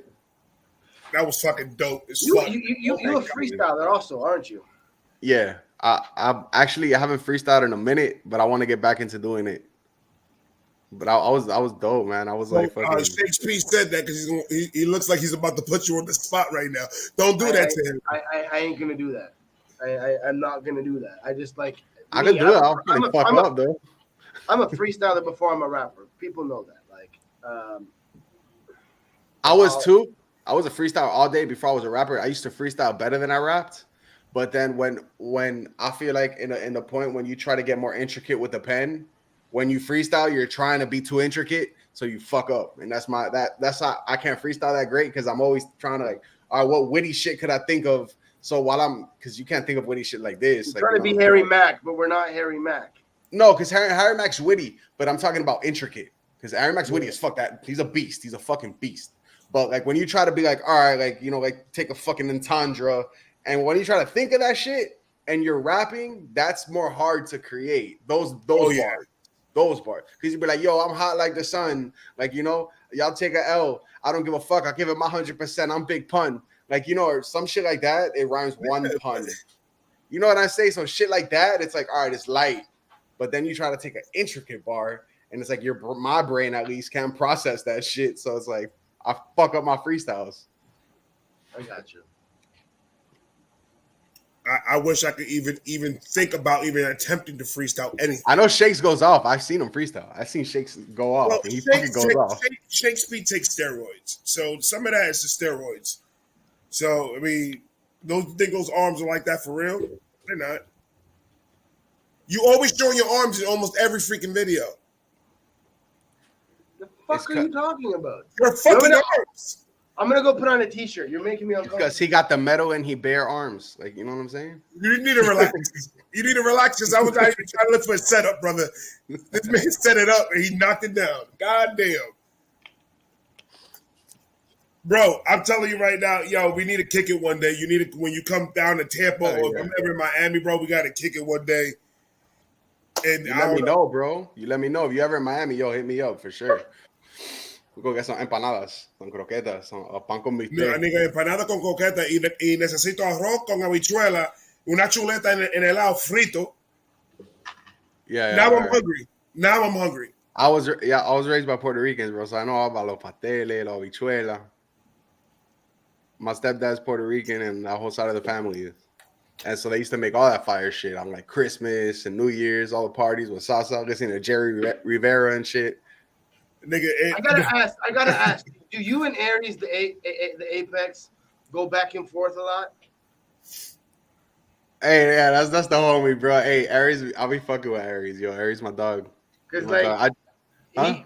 I pin comments a lot, but like I figured y'all fuck with each other heavy, but I didn't know how much. And no, I saw Aries roast this man the whole time, and I wasn't gonna say that because I thought it was a heckler, and I was just like, I'm gonna let him live because some of the shit he was saying was kind of funny. So I was like, I'm gonna let that shit live because that is kind of funny. I didn't know that y'all were like boys like that. No, let me tell you. All right, look, I'm gonna tell you because you got to get credit. Aries is a dope spitter, and I met Aries. Aries was he has bars like similar. We write similar. Aries writes similar to me, so I have him on the cipher. He was on the Stop Sleeping cipher, but like we never really heard each other shit like that. We just knew each other. We worked. Hey, you want to jump on the cipher? Yeah, for sure. Let's jump on. But then he heard my music. I heard his music. So like we have bars that we both have thought of. So I'm like, nigga, you stealing my shit. And he's like, no, you stealing my shit. I'm like, no, he said that like 3 times in this fucking chat, but I didn't know how tight you guys fuck with each other. So it was an inside joke on Twitter. I didn't want to get into that. Nah, it's an inside joke we have on fucking Twitter that we were fucking around because like we had a bar and then I had called him up one day and then I told him because I have a track coming out. I had told him about the track coming out. I said, yo, I got a track right now coming out called Chupacabra. Right? And Chupacabra, basically, like everybody says they're the GOAT. And everybody said they're the GOAT. I'm the Chupacabra. He's like, bro, fuck you. I have a Chupacabra bar. Like, you know what I'm saying? And then I'm like, damn, bro. And then like I have a bar and like he'll think of a similar bar. So it was like an inside joke that we had on Twitter. Isn't Chupacabra that fucking like mythical, I'm not sure if it's a live animal creature? Yeah, it's a mythical creature that fucking sucks the blood out of goats and shit. Yeah, when you're not sure if it's alive. It ain't mythical. That motherfucker ate my grandmother's cat. Yeah, no, it's true. That's what I'm saying. It's real, and I'm it. That's me. I'm the Chupacabra. You ate my grandmother's cat? Yes, bro. I ate that cat. That nigga's crazy. Pause. That's my grandmother, bro. I meant the cat. 100. You a nasty nigga. We ain't telling. You nasty. Abuelita, I'm sorry. I'm gonna have to call her up after this shit. I'm gonna make sure she's okay. Close your door. Lock your windows. Don't let nobody looking like fucking Tim the Two-Man Taylor looking like over here. You need to relax. That's my grandmother, bro. Nah, but like God damn. Yo, the Chupacabra is known for eating livestock and shit and animals. That's what from it's the inside out, for. sucking the blood out of the animals. Yeah, so I came up with a track called Chupacabra. It's dropping soon. I did the video for it and everything. I'm gonna react to it, and I'm gonna have my grandmother right next to me. When can we expect that shit to be released? Bro, right now I'm waiting on the homie. I'm waiting my homie Benny Nux. He's editing the video right now, and then I actually wanted to push it with the album. We're still like politicking over what the fuck we're gonna do with it. But we already shot it. It was a 1-day shoot. We started at like fucking 8 in the morning, and then 8 in the morning, and we finished like literally like at 9 o'clock at night in a hot ass sun, bro. Like all day. That shit was a movie. And Miami. Yeah, that was like my last music video. My last music video was fucking shot in a day where it was literally like 120 degrees, and we were in abandoned fucking buildings, sweating. Yeah, like that Miami heat is different. Yeah, bro, it's different. That's the type of heat that, don't lie, you want to do better in your life just so you can afford AC. Exactly. Yo, I'm telling you, yo. All right, so I was living in the hood a few years back, right? And it was like a little fucking one of those foreclosed cribs that you know what I'm saying, you live in when you know what I'm saying? A little foreclosed crib and shit, and we had no AC, bro. No AC because they didn't have no ACs in the house. So I would take a shower and I would come out and I'm sweating as a motherfucker as soon as I get out. I'm like, yo, what the fuck, bro? I need to step my game up, bro. Like, yo, this hood shit ain't no joke, bro. I would take a shower, come out, my fucking shirt is drenched already, bro. Yeah, So Miami Heat's different. I've been to Dominican Republic when there's no light and nothing's working, and I'm outside in the shower with a hose and a soap with a goat looking at me. It's weird. I don't want There's pictures. chupacabra behind the goat, though. Huh? Is there a chupacabra behind the goat, though? We need to stop talking about that because you mentioned my grandmother, and we good. Oh shit! Legind, the beard looks majestic. No, it's not where I want to get it yet. It looks like Harry Potter made it. No, but the glasses make me look like a fucking IT tech and shit. Like I work at T-Mobile, right? I was gonna ask you a computer question, but forget about it. Yeah, I know, bro, for real. But when I take it off, you see, like it goes away. He's from Geek Squad. I don't look Oh, like, not I don't anymore. look Not like anymore. Now you look like a DJ. like a teacher. But I can't see shit. Y'all, I hate glasses. I had to start wearing them because I can't see shit, bro. I literally can't. My vision fucked. You can't fuck with contacts? I did, but I got an eye infection from the contacts. Oh fuck yeah. So I think I should have. Yeah. Nah, fuck that. See, I always try to say, you know what, fuck it, man. I'm just go ahead and grow it out. Get a little bit of salt and pepper in the beards to show more. You know, get it all clean at the bottom. And then I'm just like, yo, this shit bothers me. It gives you style, bro. That shit gives you style, bro. No, I'm taking that shit low. I'm good. Fuck No, that. it doesn't bother me, bro. It doesn't. The low shit bothers me. They say that after a while, it just completely, the bothering this shit goes away, Yeah, and you're just used to the shit by that point. I can't make it to that point. I got you, Mercy. I got you. You sell She needs it. that new. She needs that Gotcha. that new T-Mobile plan. I'll give you the unlimited text with the high data rate. See, how do you know words like that? You work for Unlimited calls after 5 p.m. Y'all remember those plans? Oh, fucking What free the plan nights. we had Yo, was after 7. free nights and weekends. Oh, the weekends, everybody was on their phone on the weekend. Hey, Yo, call me back at 9. Call me back. Call me back. Dude, oh my God, no, you not to say that. You know how many times I've said that? I pick up the phone. Yo, call me back in 20 minutes. And I'm saying that 20 minutes waiting for that phone to ring. And sure enough, that nigga calls right up.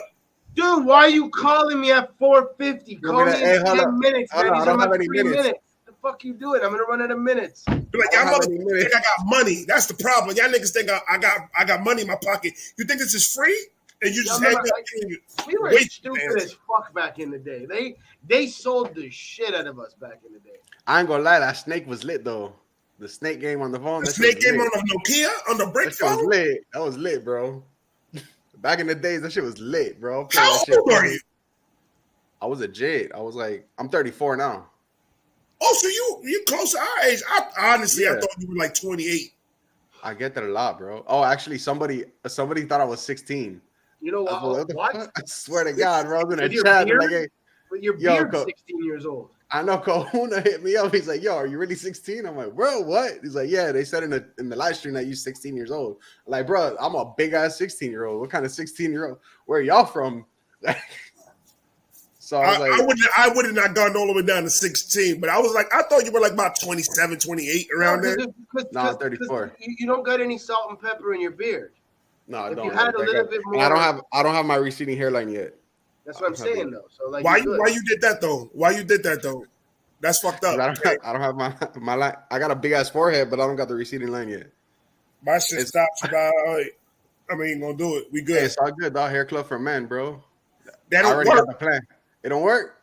That don't work. Not Beijing, bro. Get the Beijing. The fucking. My barber does because sometimes my lineup fucking when you get the haircut, you have a little patch and shit. You put the little Beijing in. I'm not doing none of that. I'm gonna keep it bald. I have no clue what you guys are talking about. You know what Beijing is? You don't know about how when they line you up to make that shit look crisp? Of course. Why they don't gotta put anything You're talking to the guy with no hair, bro. No, hold on. That is a fact. I had a goatee from the time I was in like grade 10 until I was like 35.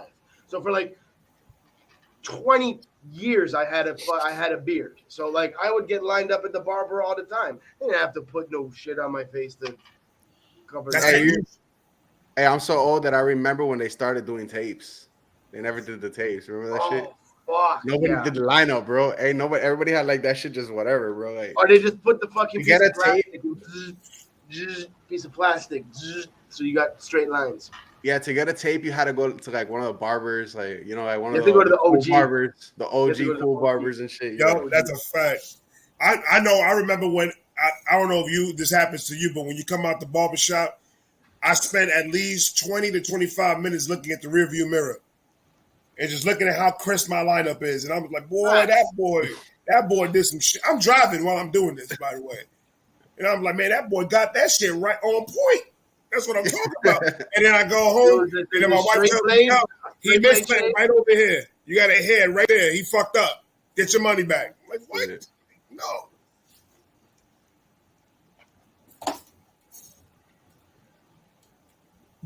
Did you guys hear that? Was your chair break? No, hell no. I hope not. That's why I'm not moving.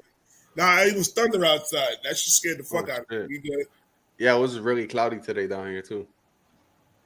Oh, over here, I got home, dude. It was fucking pouring horribly.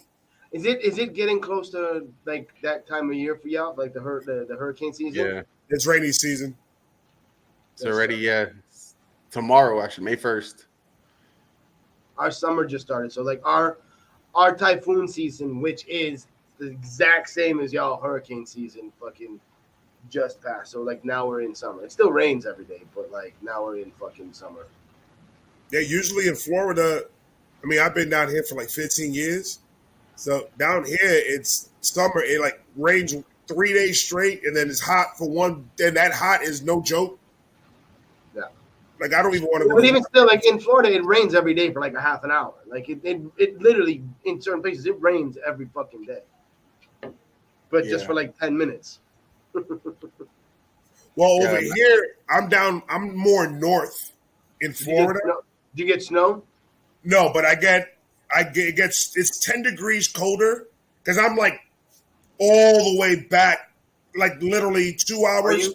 Are you closer to Tallahassee? I'm past Tallahassee. Oh, you're more north than Tallahassee. I'm more north than that. Oh shit. So I'm all the way deep. Like Georgia's not that far from me. Kay's gonna probably have to drive 2 hours more to get to Georgia than me. Oh yeah, because you're more on the other side. I'm more on the other side. Yeah. So I love it because when it's 60 degrees in the city, it's 50 degrees here.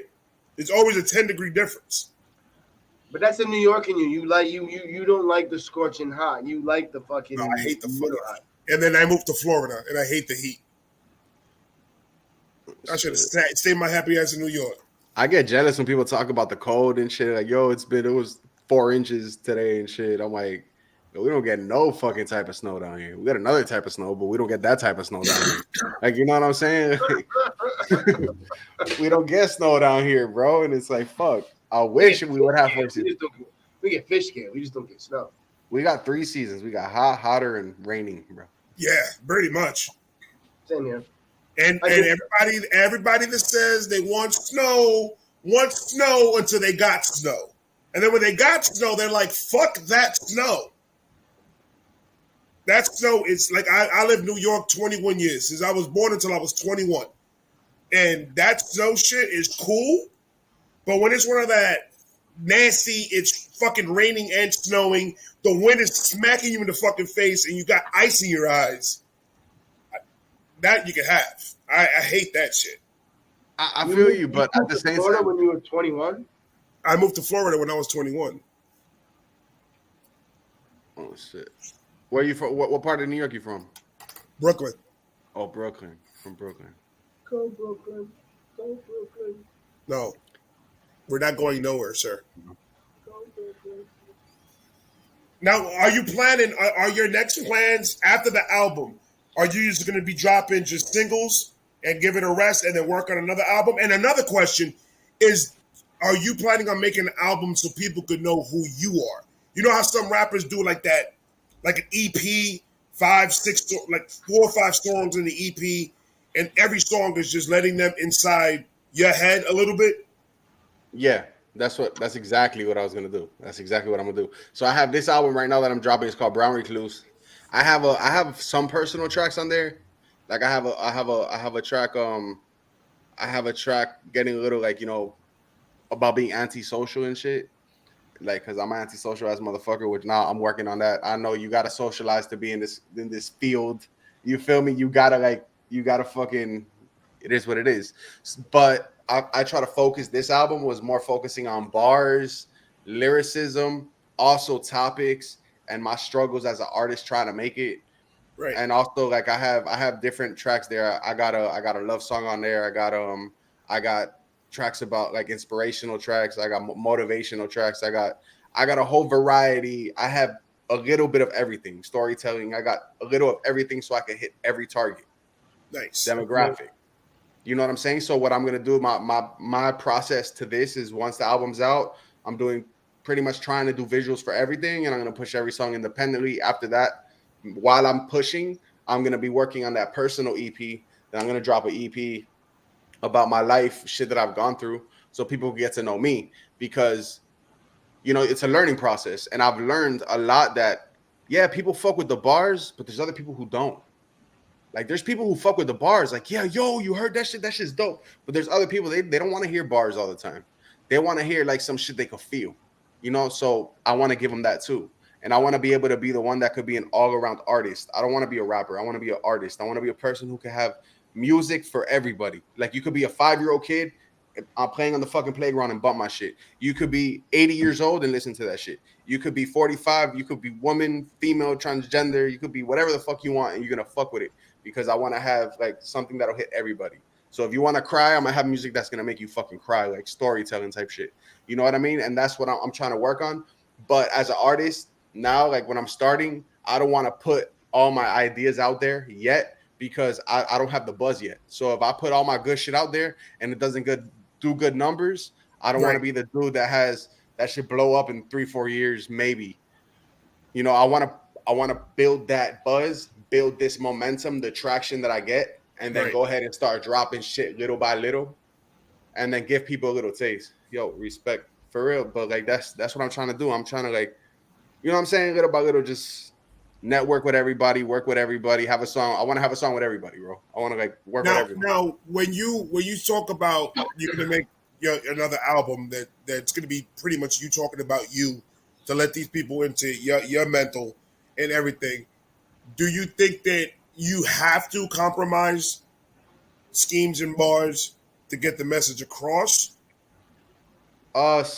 No, you don't. You don't have to. You do in certain things, like certain aspects. You would have to tone it down a bit with the schemes and bars. There will still be schemes and bars in there, but it'll be more focused on multi-syllabic structures, wordplay, rhyme patterns. That'll be more like what I did on Cocaine Dreams and shit. Like what I did on Cocaine Dreams was there was no bars in there. I think I had one bar that was like a punchline in there, but it was more of the multis, the word, and the writing, like poetry. So when you get personal with it, yeah, the schemes and everything are dope. You throw them in there and shit, so people are like, oh, damn, that was a dope bar. It's memorable. But also you want people to understand it because lyricists and artists are the ones who are going to get the bars. Fans and people who like music are there to listen to what you're saying. So there's a difference between hearing and listening. Fans are going to listen to everything that you drop. Your fans are going to support you from beginning to end.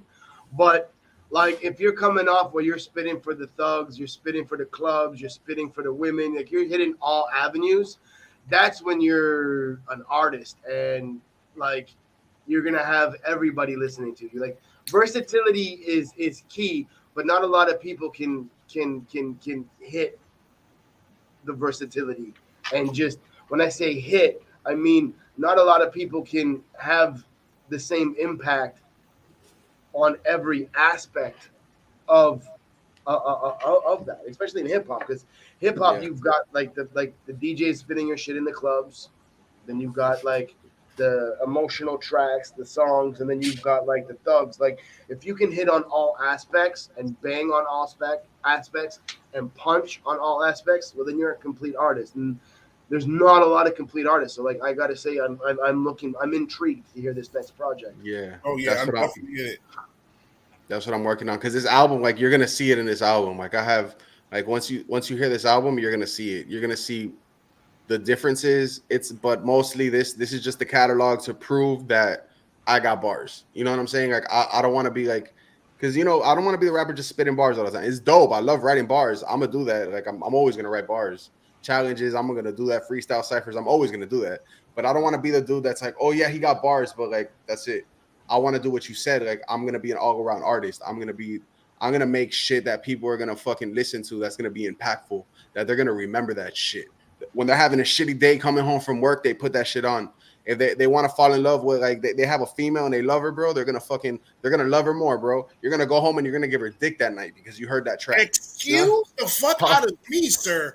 Yeah. This is a family show, bro. Oh, I'm sorry. Aries over here talking about, damn, I wish I had 15 inches. I only got 4 to 3 if it's cold. That's just some weird shit to say on a chat. We were talking about my nigga. And then Mercy over here is all good. Size only matters a little. Relax. But you're the one saying that this is a family show. Man, fuck that. Y'all niggas. Everybody else thinks different, but you. Y'all niggas is crazy. I got children. I'm gonna have to get off. Getting uncomfortable.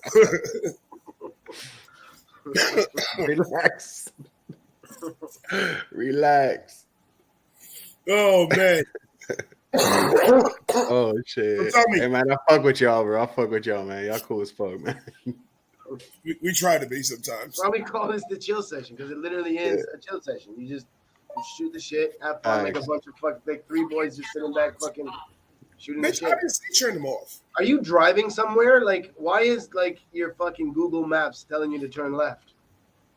That wasn't Google Maps. That was my bitch in the phone. Her name is Sierra. Your bitch in the phone. Yeah, Stay safe. No. You need to relax, nigga. Relax. I'm just saying. That's what I call the Hey Google. That bitch. She's Siri? the bitch on the phone. She never gives me the right answer. Siri. I don't have Siri. I don't have an iPhone. I'm an Android guy all the way. And nobody can tell me shit. iPhone. Yeah, you would have an iPhone. iPhone. I used to be Android. All the way. I was Android all the way. I was like, fuck iPhone. Because you couldn't download illegal shit. I was that guy. I was the BlackBerry. I fuck with BlackBerry. A day I was BlackBerry. BlackBerry was lit. I was the first kid. I had, in New York, for certain reasons, I had the chirp. Oh, the fucking chirp. Hit me on my 2-way. Hit me on my 2-way. Yeah, I got it. Where you at? I'm over there. I'm on my way. 10 minutes. All right, cool. That was some shout out shit on the chirp. But you're lying. That was Mike. That was Mike. That was the fucking Mike. Chirp. That's funny. We're like, yo, where the weed at? Like, yo, chill. I'm fucking in church, bro. Like, you know what I'm saying? Can you imagine that? The priest is saying, yo te bendiga, mi hijo. You're like, yo, where the weed at? Like, yo. In the back of the church, then the priest says, meet me after church behind the Jesus statue. I got you. There we go, bro. Oh, shit.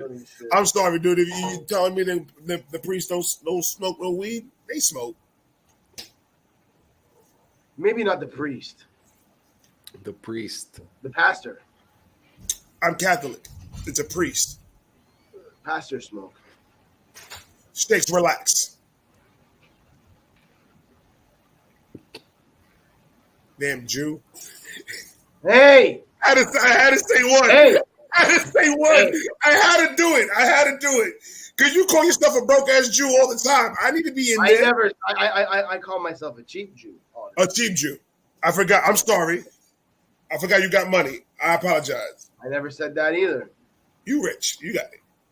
I ain't rich. You got it. COVID. So what I want to do, K, for real, is when your album drops, we need to have you here again so we can talk about it. Hell yeah, I'm down. That's what I want to do. Just give you that extra push and that extra exposure that you needed. If you gain 2 people, we did our jobs. Hell yeah, I appreciate that, man. But definitely, I need to start helping you do that because, like I said, dude, I don't want that to stop. And if I can help in any fucking way to do something, bro, I got you. Because honestly, you're too, like I said, you're too talented not to have fucking a million fucking subscribers right now, bro. There's way too much talent in there, bro. For real. Well, that's what cats don't realize. The network and a bunch of the cats that are within the network are like, it's coming. The storm is coming. They ain't ready. Oh, no, they not. We ready. We ready. They ain't ready. I'm definitely ready. So I need you to drop, because I'm doing it this Friday. All right. So if there's anything specific that you want me to react to, just throw it on my IG. Oh shit, bet. All right, just don't listen to the syllables EP. Don't. To the what? Don't listen to my syllables EP, bro. That was like me coming back, just starting to write. Nah, That's fucking listen to whatever. I want to play that right now. Oh my god. Go ahead, put it. Go ahead. Mama's in the house. Go ahead, put it. Oh, what you doing? Jay, speak on me, ugly Dominican.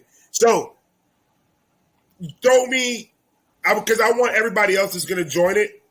I want everybody else to throw their songs, and I usually do 10 when I do a specific artist live on Friday.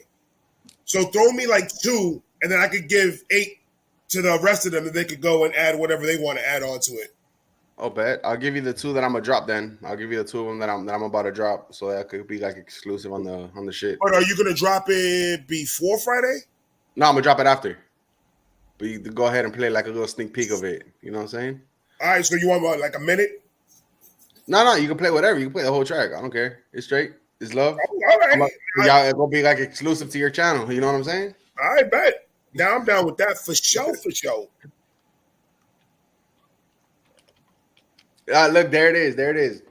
Pug Mama. I thought K Legind was 16. So you the one that thought he was 16. That's a grown ass man. He has back credit and everything. What's wrong? Pug Mama, come on. Yo. You're lucky. Oh, you're lucky I can't find syllables. Oh, you about to play it? Oh, that would have been fire. All right, I'll explain. Syllables, it was me making the beats. I made the beats, right? Because I'm like, all right, I want to make beats. I know how to make beats a little bit. So I made the beats on syllables. And then I started rhyming on it.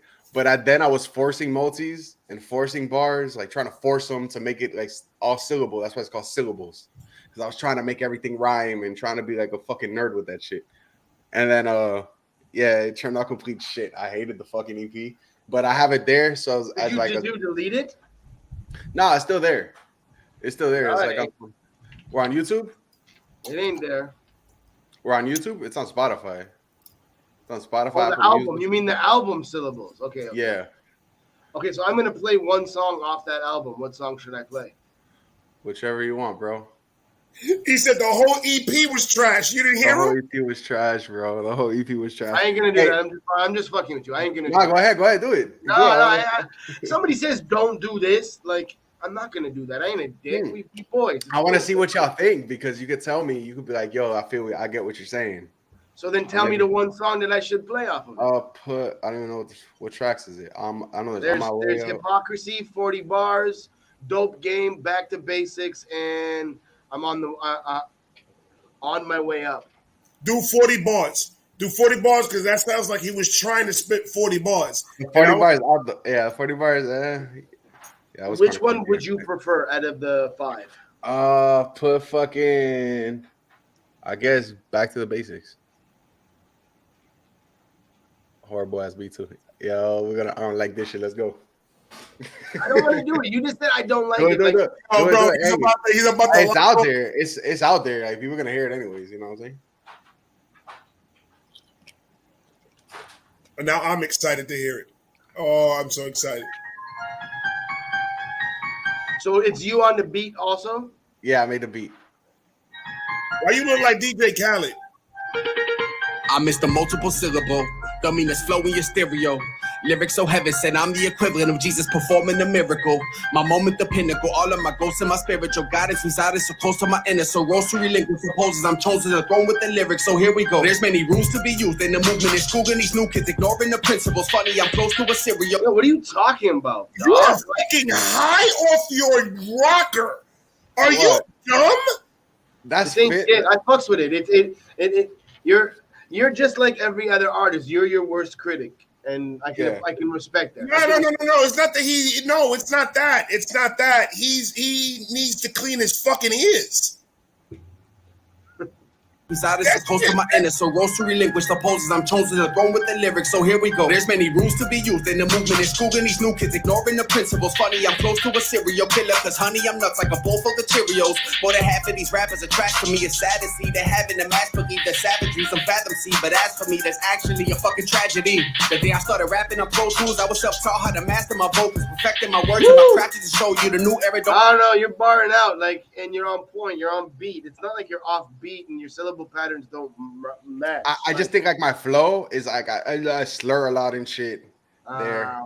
And then how long have you been back when you came back? Right there. This is so how long were you away for? 7 years.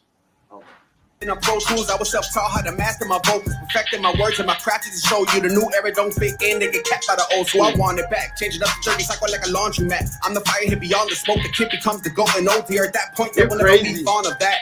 First of all, I'll take them back to the basics. The way I murder every track that I'm placed in, and every hand that I'm dealt, I will never fold the flush because I certainly managed to ace it. I'ma take them back to the days when niggas used to rap in the basement. They saying the rap game is changing, it's basic and flagrant, just face it. But that's an inaccurate statement. I'm guessing it's me, destined to be hip-hop's brand new threat easily. So don't get in between when I step in and sing like you're purchasing a bootleg DVD. They're hot to know knowing that the Reaper is coming, but I'll be riding solo, although it's cheap out a dozen pitches to be frank. Niggas perpetrated at times, but with their face on the line, they'll never keep it 100. You ain't dope, boy, your lines are too weak. They might bump your shit, but it won't wake them up. And what you're whipping up will never come back. You ain't a man at all when you can't make the cut. You can't mix and match the skill, the talent, blow it up large like a NASDAQ quote that rolls. I'm here to bridge the gap and fix the balance. Throwing up bars like a Xanax overdose. I'm gone. You're crazy. I just feel like I got better than that. But you're supposed to. But at the end of the day, you take X amount of time off, like your syllable patterns matched, your bar patterns matched, your timing was on point. Like, it's not. I don't get why you're like, oh shit. Maybe you took 7 years off, so your breathing at certain points might not be on point, but the pen game's still there. Bless you. Salud. You gave me allergies, bro. Some bullshit. I need it, dude. I was expecting like knick-knack, patty, one fish, two fish, red fish, blue fish, knick-knack, patty-whack, give a dog a bone. That's what I was expecting. Yo. That shit was fire. I don't know what you listen to. I agree. At the end of the day, you picked it, and you're like, the whole fucking shit's trash. But I disagree with. But again, as an artist, we are our own worst critics. Period. So I've learned that about you guys, and that's very true. All you guys hate your shit, but why do you guys think that way? All you guys hate your shit, but you want people to like it. No, but when we wrote it, that's facts, bro. When we wrote it, no fucking sense. When we wrote it, we thought it was some of the dopest shit we ever wrote, though. That's the whole thing. And then you hear it so many times over, and by the time you release it, it's like you've already heard it 100 times. You're like, I don't want to listen to this shit anymore. And then you go on to bigger and better shit, and you write better and better and better. And then when you go back to the shit that's a year old, 2 years old, you're like, yo, that shit's fucking trash. But if it's brand new to somebody else, it's still brand new to somebody else. Like, if that's the first song that somebody heard from you, that's not something to be embarrassed about. Fuck no. If that was the first thing they ever heard from you, you good. You good. Because I got homies, and I got people that used to be my homies, that if I play you some of their shit from 2-3 years ago, you're going to be like, really? That shit has 100,000 views? Yo, that shit, like, so. Can you stop, Shakes? Can you fucking stop? Like, you just like poking shit, bro. You just keep on just fight the nigga. That's it. I got your back. He canceled the fucking show in my city. God damn, nigga. You a smooth motherfucker. I'm gonna tell you that right now. I like how you always try to put that shit in there, but like, man, fuck that nigga one more time real quick. I like that. That was cool. Okay, you are dumb if you think that was trash. You're absolutely dumb. I am a reactor, my brother. I listen to trash shit sometimes. Brother, that was not trash. Yeah, thank you. If I was the producer and all this is some kid named K Legend's mixtape, and I play that one song, I'm like, yo, hold the fuck on. Like, I mean, right now you sound better. You sound more clean. It comes out more clean. So I could see where you were saying, yo, it's trash, because it does sound, everything was sounding rushed. Like you were just trying to throw it out there, get it done, get it recorded, and I'm done with it. Exactly. Yeah. So, but now, I mean, it's a growing process. So now your shit is just now more crisp, more clean. You're separating your words more, and you're not trying to rush through every fucking verse. Yeah. So of course, exactly. I mean, that's with growth, though. That's you're getting older. You're doing it more. You're trying to write more. You're trying to do all this other stuff. So of course, you're going to get better and better and better in what you're doing. You want to see my first reaction? That shit was trash. We watched that last week. That was absolute trash. But I had to find myself. I think you haven't. To be honest with you, I think you haven't even found yourself yet. I haven't. I found myself. I know who I am. Like, obviously, I know what the fuck I'm doing. I know what I want to do. I just haven't found the lane, the right lane, in which I know that's gonna be like beneficial for me. You know what I'm saying? Right. But I want to do the music I want to do. I'm not gonna switch up. It's because I'm not making money. I'm gonna go ahead and do this. Nah, never that. Like, I'm always spit how I want to spit. But I want to find something that, because a part of being an artist, especially like what I like doing, is I like when people fuck with my shit. That gives me inspiration. You know what I'm saying? Exactly. So if you fuck with the fact that I'm talking about my life, it's gonna make me want to speak about myself more. If you like my bars, it's gonna make me want to come with more bars. So it's like all about finding what the majority of the audience and my fans like, for me to go ahead and give them more of that. So it's like I haven't found it yet. So I'm right now it's trial and error. I'm trying a little bit of everything, and that's what this album is. I'm gonna see what track does the best, and then I'm gonna take it from there. But I'm still gonna do all these other projects I have in mind. You could hear at times the M influence in the track that we just played. Oh no, yeah, that's a fact. You could hear it with the cadence, with even some of the wordplay and how you worded like and phrased shit. Like, you can hear, and I think that's dope. Like, again, at the end of the day, like, if you listen to a certain artist over and over and over again, you are going to emulate a little bit of things in your style and stuff like that, and you can definitely hear that a little bit. All I know is when you get big and you start doing features with like M and shit, nigga, all I want is just to go to a concert. I don't even want to go to backstage. I just want to go to the concert, preferably in the front row. Facts. Nah, you got it. You got that already, bro. No, I don't, nigga. You gonna get you want the side of the stage. Nah, fuck that. Side of the stage. The side of the stage. Let me tell you something. That's a broke nigga mentality. You want to know why? Because I was joking. Calm down, bro. Hey, I'll tell you. I'm gonna tell you right now, because if I make it right now and I take everybody who I know is talented with me, like, if you think about it in a business perspective, like, these motherfuckers, like, we're all crabs in a bucket and we just pulling each other down. You know what I'm saying? If we all work together, like the network and shit, everybody works together, we come up together, bro. One hand washes the other, both wash your face, dog. You feel me? And you make it, you're there. Yeah, you selling albums and shit, but what are you just gonna do by yourself? It's lonely at the top, bro. You got to bring people with you. We all we got, bro. Like, we all we have, bro.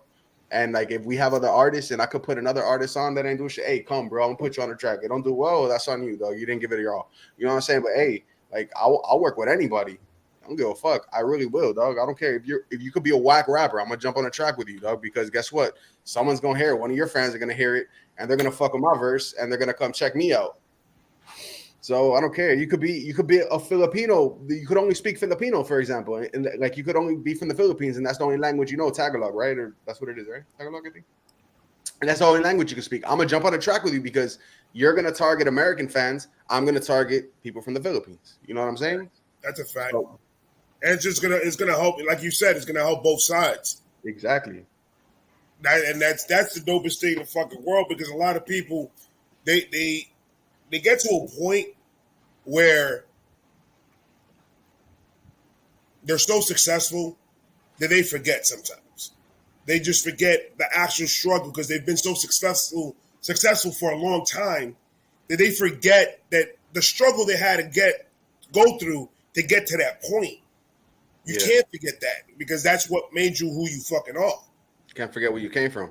And it's just there's a lot of motherfuckers that don't like that, and I don't understand it. I don't get it. I mean, as big as I want to get, I always have to understand, and that's my wife and my kids will put me back to my place and say, "Nah, nigga, you the same nigga in the bathroom smoking cigarettes, reading the Bible. Like, don't." It's like you something different. You the same nigga, but it's just so dope to hear that, because for a person with your talent, it's in no time. It's in no time that I guarantee someone's gonna hear your shit and it's gonna go nuts. Yeah. You're gonna be crazy. I'm gonna call you. You're not gonna pick up, which is cool. I get it. But nah, that's what I want for you, bro. Because like I said, the talent is fucking crazy, bro. It's amazing, and you can tell how much you love to do it just by the way you spit. You know that me as a listener, as a consumer, I understand. I can't speak for everybody else. How hard is it to get a track to sound the way it sounds? I understand how tough it is for you guys to sit down there and come up with these schemes and these bars and everything that you guys do. It ain't fucking easy. So I appreciate the whole track or album in every sense, and how much time it took you to actually do it. And then flowing and now repeating and memorizing your fucking rhymes over and over and over again. And if it's a fucking 10-song album, doing it 10 times and having all that information in your head, to me, that's how I see an artist. It's amazing to me. Because that's multitasking like a motherfucker. And you seen the way you're doing your shit, bro, I'm just like, yo, dude, he needs to blow the fuck up. Because, I mean, I could put you up there. That's why I say, like, Clip Monster and King Blitz and people like that, bro, I could see you with them doing features all day fucking long. But when I could say that I could see you doing a feature with I could see you doing a feature with Royce. I can see you doing a feature with them, because just the caliber of what you bringing, it's already top tier. Because if you think that what we just listened to was trash, half these rappers out there that are making $1 million ain't fucking rapping like that at all. So please do me a favor and please don't give up. Nah, I'm not gonna give up, bro. I'm really not. I mean, I try to push. I try to get better with everything. Like with every track I make, I try to get better. So it's like I want to outdo myself. I'm in a war with myself every time I make a track.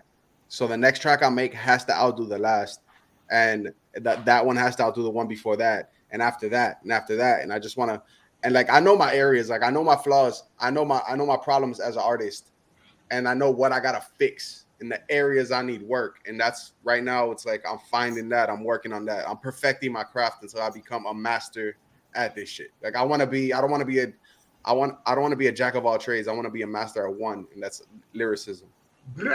I don't do this a lot. I'm gonna take a song of yours. I'm gonna listen to it. I'm not gonna react to it or nothing. I'm gonna take a song of yours, and I'm gonna go and I'm gonna shoot it to Montana 300. Hey, and I'm just gonna tell him, yo, give this dude a listen. Do me a favor, just give it a listen, and let me just get some feedback, because the Montana 300 fucks with you, bro. And he puts you under his wing. That's what he does. If he puts you under his wing, he'll show you the right way to do it, because that nigga's nasty. Hey, that's love, man, for real. But I'm not gonna promise anything. I'm gonna tell you that right now. I'll text that man one time. It'll be 3 months, and then he texts me back. That man, he's a busy motherfucker.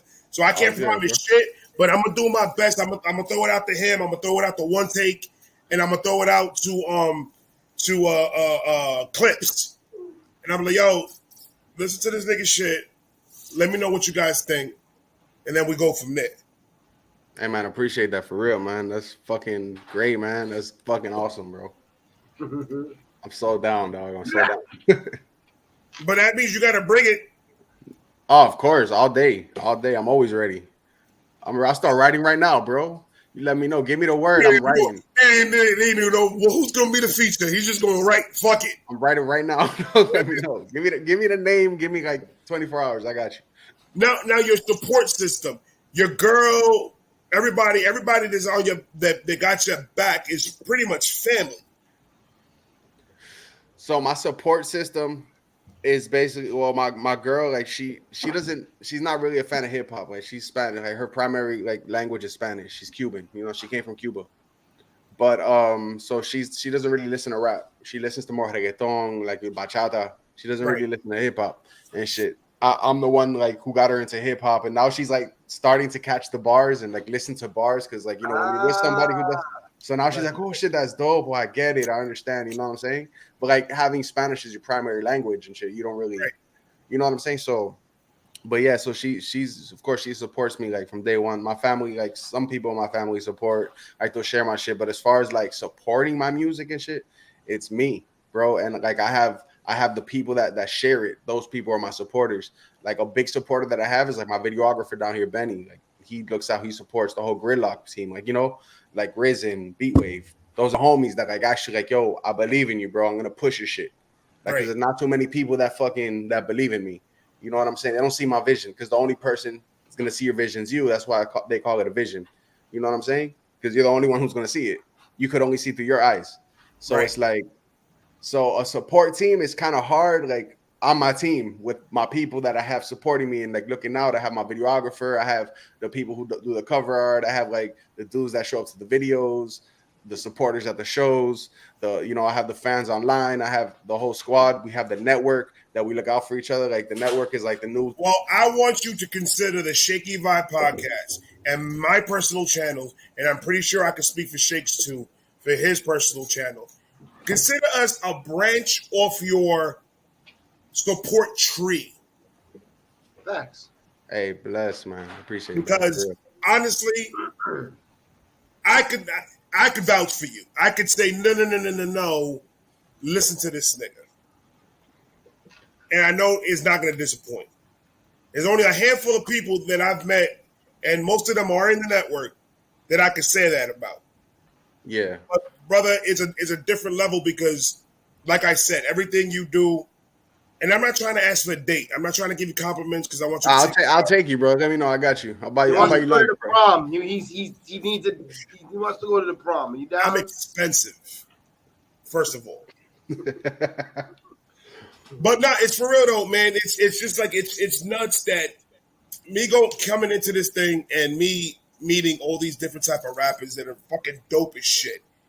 And understanding the concept that that's not what's popular right now. That's not what people are wanting to fucking listen to. And it hurts. It hurts me, so I can't even imagine how much it hurts you guys. Yeah. Because it's just like all that talent, all that effort that you guys put in, and then get 38 views, 58 views, 100 views, and you're just like, what the fuck? Like my last 20 view that I got, I wanted to quit YouTube. I'm man, fuck this bullshit. Yeah, that's the struggle, man. That's the struggle as an artist, man. Like, you know what I'm saying? You got to put it out and hope for the best. You feel me? I'm pretty sure you relate Shakes, bro. Like it's at the beginning of like your career and shit. Like I'm sure you put out music and then it's like, yo, like it's such a grind to get these people to show up to shows. Like now I got a show on Friday. I got to sell tickets. I got to, like, you know what I'm saying? It's fun because it's a grind and I like grind. I like grinding. I love like not being able to have something and having to work for it. I've always loved that because it makes you passionate about it. It makes you want to do it because it's like, yo, I don't have fans right now, so it's fun building getting fans. It's fun. It's fun getting people to like my shit.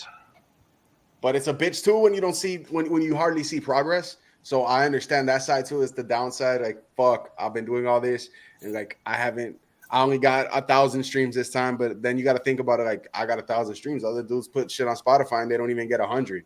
You know what I'm saying? And other dudes buy 1,000. Like, it's a grind. It's a grind, and when you hit certain plateaus, you want more. When you put money into certain projects and you want certain things and they don't pan out, like when you do certain shows and people don't show, like you gotta. There's growing pains, man, and there's like hardcore growing pains, and a lot of motherfuckers grew out of those growing pains, and then the pandemic hit, and they're now literally starting from plan fucking A all over again, going through the same performing in front of 50 people instead of 1,000 people, going from fucking 10, 20, 30,000 streams per play back down to like fucking 200, 300. So it's like, it's the industry is a different breed, and it's like the cliche, only the strong survive, reigns true in hip hop. That's like the most truest words ever said, bro. That's fucking like, so true. Most people will give up because one, they don't want to put in the time for the studio. A lot of people don't own their own studio, pay for the beat, pay for the mixing and mastering, lyric video, music video. By all that shit, you could be in it for $2, $3, $4 grand, post something and make $20 back on streams. So like, you do that for 20 projects. Well, like some people don't make that in a fucking year. Shit, I'm already about 10 grand in and I haven't even started, bro. So only the strong survive. So at the end of the day, it's just like, keep your head down, persevere, and the product will speak for itself. But as somebody who's roller coastered the game like a fucking motherfucker, you have something tangible. You have a product that people want to listen to. It's just a matter of building the brand. Essentially, you are your brand. You're your own business, and you're literally starting your own business. So you just got to figure out how to market your business. Once you figure out the marketing aspect of it, later, shit's going to become easy for you. That's what I'm working now. That's why I'm like studying online and shit and watching videos, reading like articles and shit, and trying to research as much as I could. Network, bro. That's why it's called a game, bro. It's called the game because it's a fucking game. You got to beat the game. Speak to your homies. That'll definitely work because it worked for a lot of independent artists. Is when that next track that comes out that everybody and their mother's remixing, start doing some fucking remixes and throwing it out on YouTube, bro. Because that's how Joyner got his shit started. Yeah, that's what I was gonna do. Joyner, that's Dax, that's fucking Mercules, that's everybody started remixes. Montana, One Take Timmy. Like, at the end of the day, you don't want to live off of the remix, but if you remix the track that's in the top, you can go on YouTube right now and you can Google the numbers of the top 100 hip hop songs out right now. And if you're relevant, you might not fuck with the song. You might not even fuck with the artists. But if you take that trending beat and drop that trending beat and you do it justice, like you spit the way you spit, you'll get the 5,000 views. And then you're going to have people be like, whoa. And then you do it again. You do like one every 2 weeks for a year. And you're not monetized just from that. You did something wrong. Yeah. Word is bond. And then you can take the fan base that you're building off of these remixes, and now they're going to be interested in your solo projects. Facts. The hard part is just figuring out how to convert your Instagram subs to YouTube subs, your YouTube subs to Instagram and Spotify subs. The hard part of the game is converting your fans to all your socials. Right. Yeah. That's true. That's why I try to be on everything. Like, I'm always trying to post on Instagram. Lately, like for the past like 2 weeks, I've been posting every day and like tweeting every day. And I'm not too much on YouTube because I don't have visuals, but I'm waiting for it's like I have so much shit in mind, but I can't do anything now because I don't want to like leak anything from the album like that. So I'm saying, so take a beat, take a track that everybody fucking knows and they fucking hate and shit all over that fucking beat. Yeah. Not even, man. It's not that long. You could do the Super Gremlin remix. I was gonna do that. I was gonna do that, but the thing is, it got too late. And then when actually I have a bunch of remixes. I was actually doing that. I did the box. I did Dior. I did Bop. I did a bunch of like these new songs. But this was before I started like taking my shit and like making Spotify. This was just me on a microphone rapping. Like, you know what I'm saying? So, but that was something I had in mind too. Like, I wanted to do remixes of those songs and have people like request beats and shit. And I used to do that shit a lot back in the days. Like years ago when I was rap, I would have people request beats and I'll do that shit. But that's a great idea, man. Jumping on remixes and shit. If you want to get fans a little bit quicker than you expected, pick any Eminem beat and remix it. And hope it doesn't get globally blocked. Oh shit. Well, if he changed out the beat a little bit, don't do the exact beat, you'll be good. Because Screwface does that shit all the time. Mm-hmm. Yeah. Saying take an industry beat, a current industry beat that's out right now of a track that just got released a week ago, shit all over it, and you're gonna be like, oh, why didn't I do this a long time ago? I don't have time to do that shit. I got too much shit on the fucking go. But if I didn't, that's exactly what I would be doing, man. That's the first thing I would be fucking doing. It's all about getting monetized. As soon as you get monetized, you can start getting paid from shit. You might not get paid a lot. Your number one goal right now should be, how do I get those 1,000 subs? Facts. Unfortunately, nothing else matters. Nothing else matters. Unfortunately, everything goes through YouTube. Bye, Mama. Hey, thank you for stopping by, Mom. Twitter's cool, but everything goes through YouTube and TikTok. So if you start doing remixes, start taking clips of that shit, put it up on TikTok, bro, forget about it. Dude, I started this shit and I hate social media. I do not like being on social media at all. But then I figured out, I have to be on social media. Facts. And then I hate social media. I learned now I'm connecting with the subscribers. I'm connecting with everybody. Me and Shakes P met because of the old internet thing. Network, because of the network. So, I mean, all I gotta say is this, Ray, you can agree to this. Imagine if everybody in the network just started shitting on industry beats at the same time.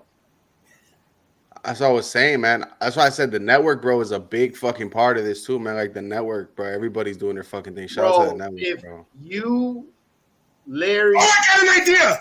Oh my God! What's right? Like the fucking. Dude, no bullshit. I have a fucking idea. I'm not even bullshitting you.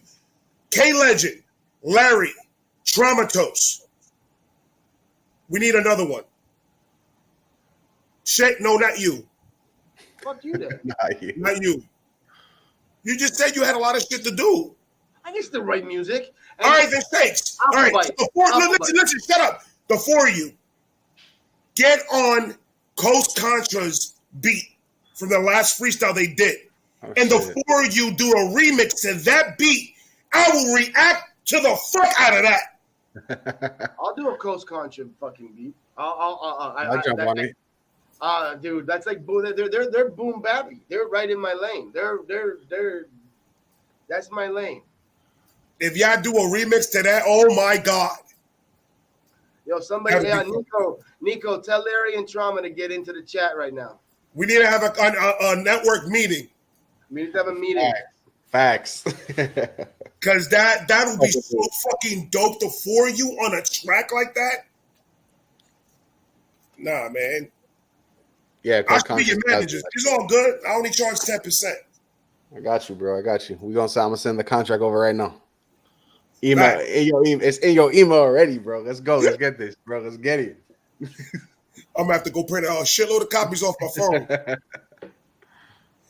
But that'll be fucking dope because every independent artist that I've ever heard started off mainly doing remixes of everything. Yeah. A lot of what Coast Contra does are remix beats. Yeah. Almost all of them are. I want to do that.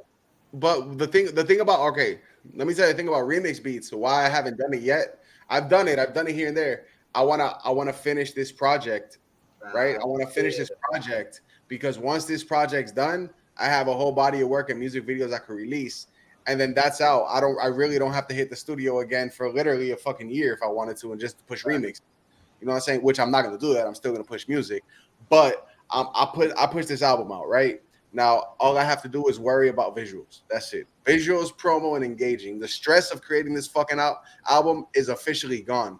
Now I can do the remixes on my own time for the next 3, 4, 5 months and do these remixes while cross promoting the album and also targeting new fans and a whole bunch of shit. And I'm telling you, bro, like I have a feeling this shit is gonna fucking take the fuck off, bro. And like this is I feel like I'm the fucking, this is the start of like my legacy. Like, you know what I'm saying? Yeah. Like I feel that shit, bro. I really feel that shit, dog. I'm gonna tell you right now, 2023, if you do it like that and you do it consistently and you tag the right people when you do it. So for when I say that, I say if you're gonna remix a Busta Rhyme beat, tag Busta Rhymes on everything on that beat. Tag whoever it is that you remixing, tag the fuck out of them. Because you're, in a way, paying homage, but at the same time, you're showing that you got fucking skills. Yeah. If you do that for your 2023, I guarantee you'll be like at 100,000 fucking subscribers. No, I'm doing that for 2022. I'm doing that. I'm doing that. By 2023, you're going to be at 100,000 subscribers. Because realistically, it's going to take some time. I believe it. I believe it 100%. Bro, I'm so hungry for this shit, bro. Like, I'm fucking hungry for this shit, bro. Like, it's not even a joke. Like, you know what it is, though? It's like I see, and in my head, have you ever seen, like, fucking, like, an artist and they're pushing their single, and, like, you know they rap and you know they make music, but you're like, yeah, I know you rap, whatever, and you just keep going? Like, in my head, it's like, I don't want to be that artist, bro. I don't want to be the dude that has a single on Spotify. It's like, yeah, hey, out now. You know what I'm saying? Go check my shit out and be the dude that's just fucking making music. Because I know I was here. I'm here for more than that shit. Like, I ain't here to be like the dude that, all right, single out now, go check it out. All right, I got 20 followers and shit. Like, I know, bro. Like, I feel that shit. Like, I'm here for more than that shit. Like, on some real shit. You better know it. I know it, bro. I know it. Watch. You gonna run back to this interview, bro. You're gonna be like, hey, yo, I remember when we was having this convo. Well, what day's today? It's don't worry, you're gonna be my security. 4/30/2022. At 4/30/2023, you're coming back to the podcast. It's going to be a little bit different. Shakespeare's going to have hair. I'm going to be in shape. And we're going to be in an actual studio. Yo. We're going to have chicken wings and M&Ms on the side with Snapple. It's going to be a fun time. Facts. This time next year, everybody's going to be here in the Philippines. We better be. I need to eat some. That'll be dope. I need to eat some of my loose food, man. She keeps on throwing that shit in Instagram. And it pisses me off. For the festival we throw in. I'm there like swimwear. I need to be the opening act, though. And by the opening act, I mean the guy that is introducing you. Oh, AJ told me that you need to send him a picture if you want a wrestler. Okay, done. Done. I think you need to do a K Legind wrestler, AJ. Oh, he does wrestlers? He has the dopest thing in the fucking world. It's all right. So he's playing Vince McMahon. He's Vince McMahon. He's the owner of GEW, right? That's the name of the federation. And he's playing the new wrestling game that came out. But they have story modes that you can add characters to it. He creates characters and add it, and they'll do a whole storyline throughout the whole entire fucking game. Oh, word? So he's the announcer. When they wrestling, he announces what's going on in the match, and it's all random because it's computer. He commentates on what's going on. So he just leaves it on computer mode. He picks two random people. They fight each other in simulation mode, and while it's being simulated, he's commentating on what's going on. And that's just dope. What kind of fucking technology is that, bro? It's PlayStation 4. For real? I didn't even know that. I play video games all day. Not all day, but like I'll they always have play the, video you know, games. I believe, I don't know, maybe he could say it, explain it a little bit better, but I believe it's when you pick story mode, you have options of you playing a character, like you physically playing with the sticks, or leaving it on computer mode and then letting them just go ahead and wrestle and let the storyline fall where the storyline falls. So WWE did that before, but now you can add your own created characters into that, like multiple. Yeah. So it's dope as fuck, bro. That's dope. Man, whatever, it's PC, but it's still PS4. It's cool. I saw the PlayStation emblem when you started the first match. But no, honestly, this nigga's got ice cream. You know how back in the day they had the WWF ice cream? WWF ice cream, no. Back in the day, little ice cream bars that had the wrestlers in the front. No, how long ago? I don't remember that. Nigga, I'm old. Holy shit. It was when EBT still gave Monopoly money instead of EBT cards. I remember the full stamps, the actual stamps. Yeah. So I remember that. So WWF had that thing that they sold ice cream. And they had each your favorite wrestlers on the ice cream. So he's doing the same concept as what WWE did. But he's actually making ice cream. You can buy the motherfucker and eat it. Oh, what kind of game is that, bro? Hey, you got to show me that shit. Universe. He's doing the ice cream himself. Him and his wife are making the ice cream. He's making fucking actual ice cream. That's some simulation conspiracy theory shit, bro. That's some like, oh, we're in the Matrix living.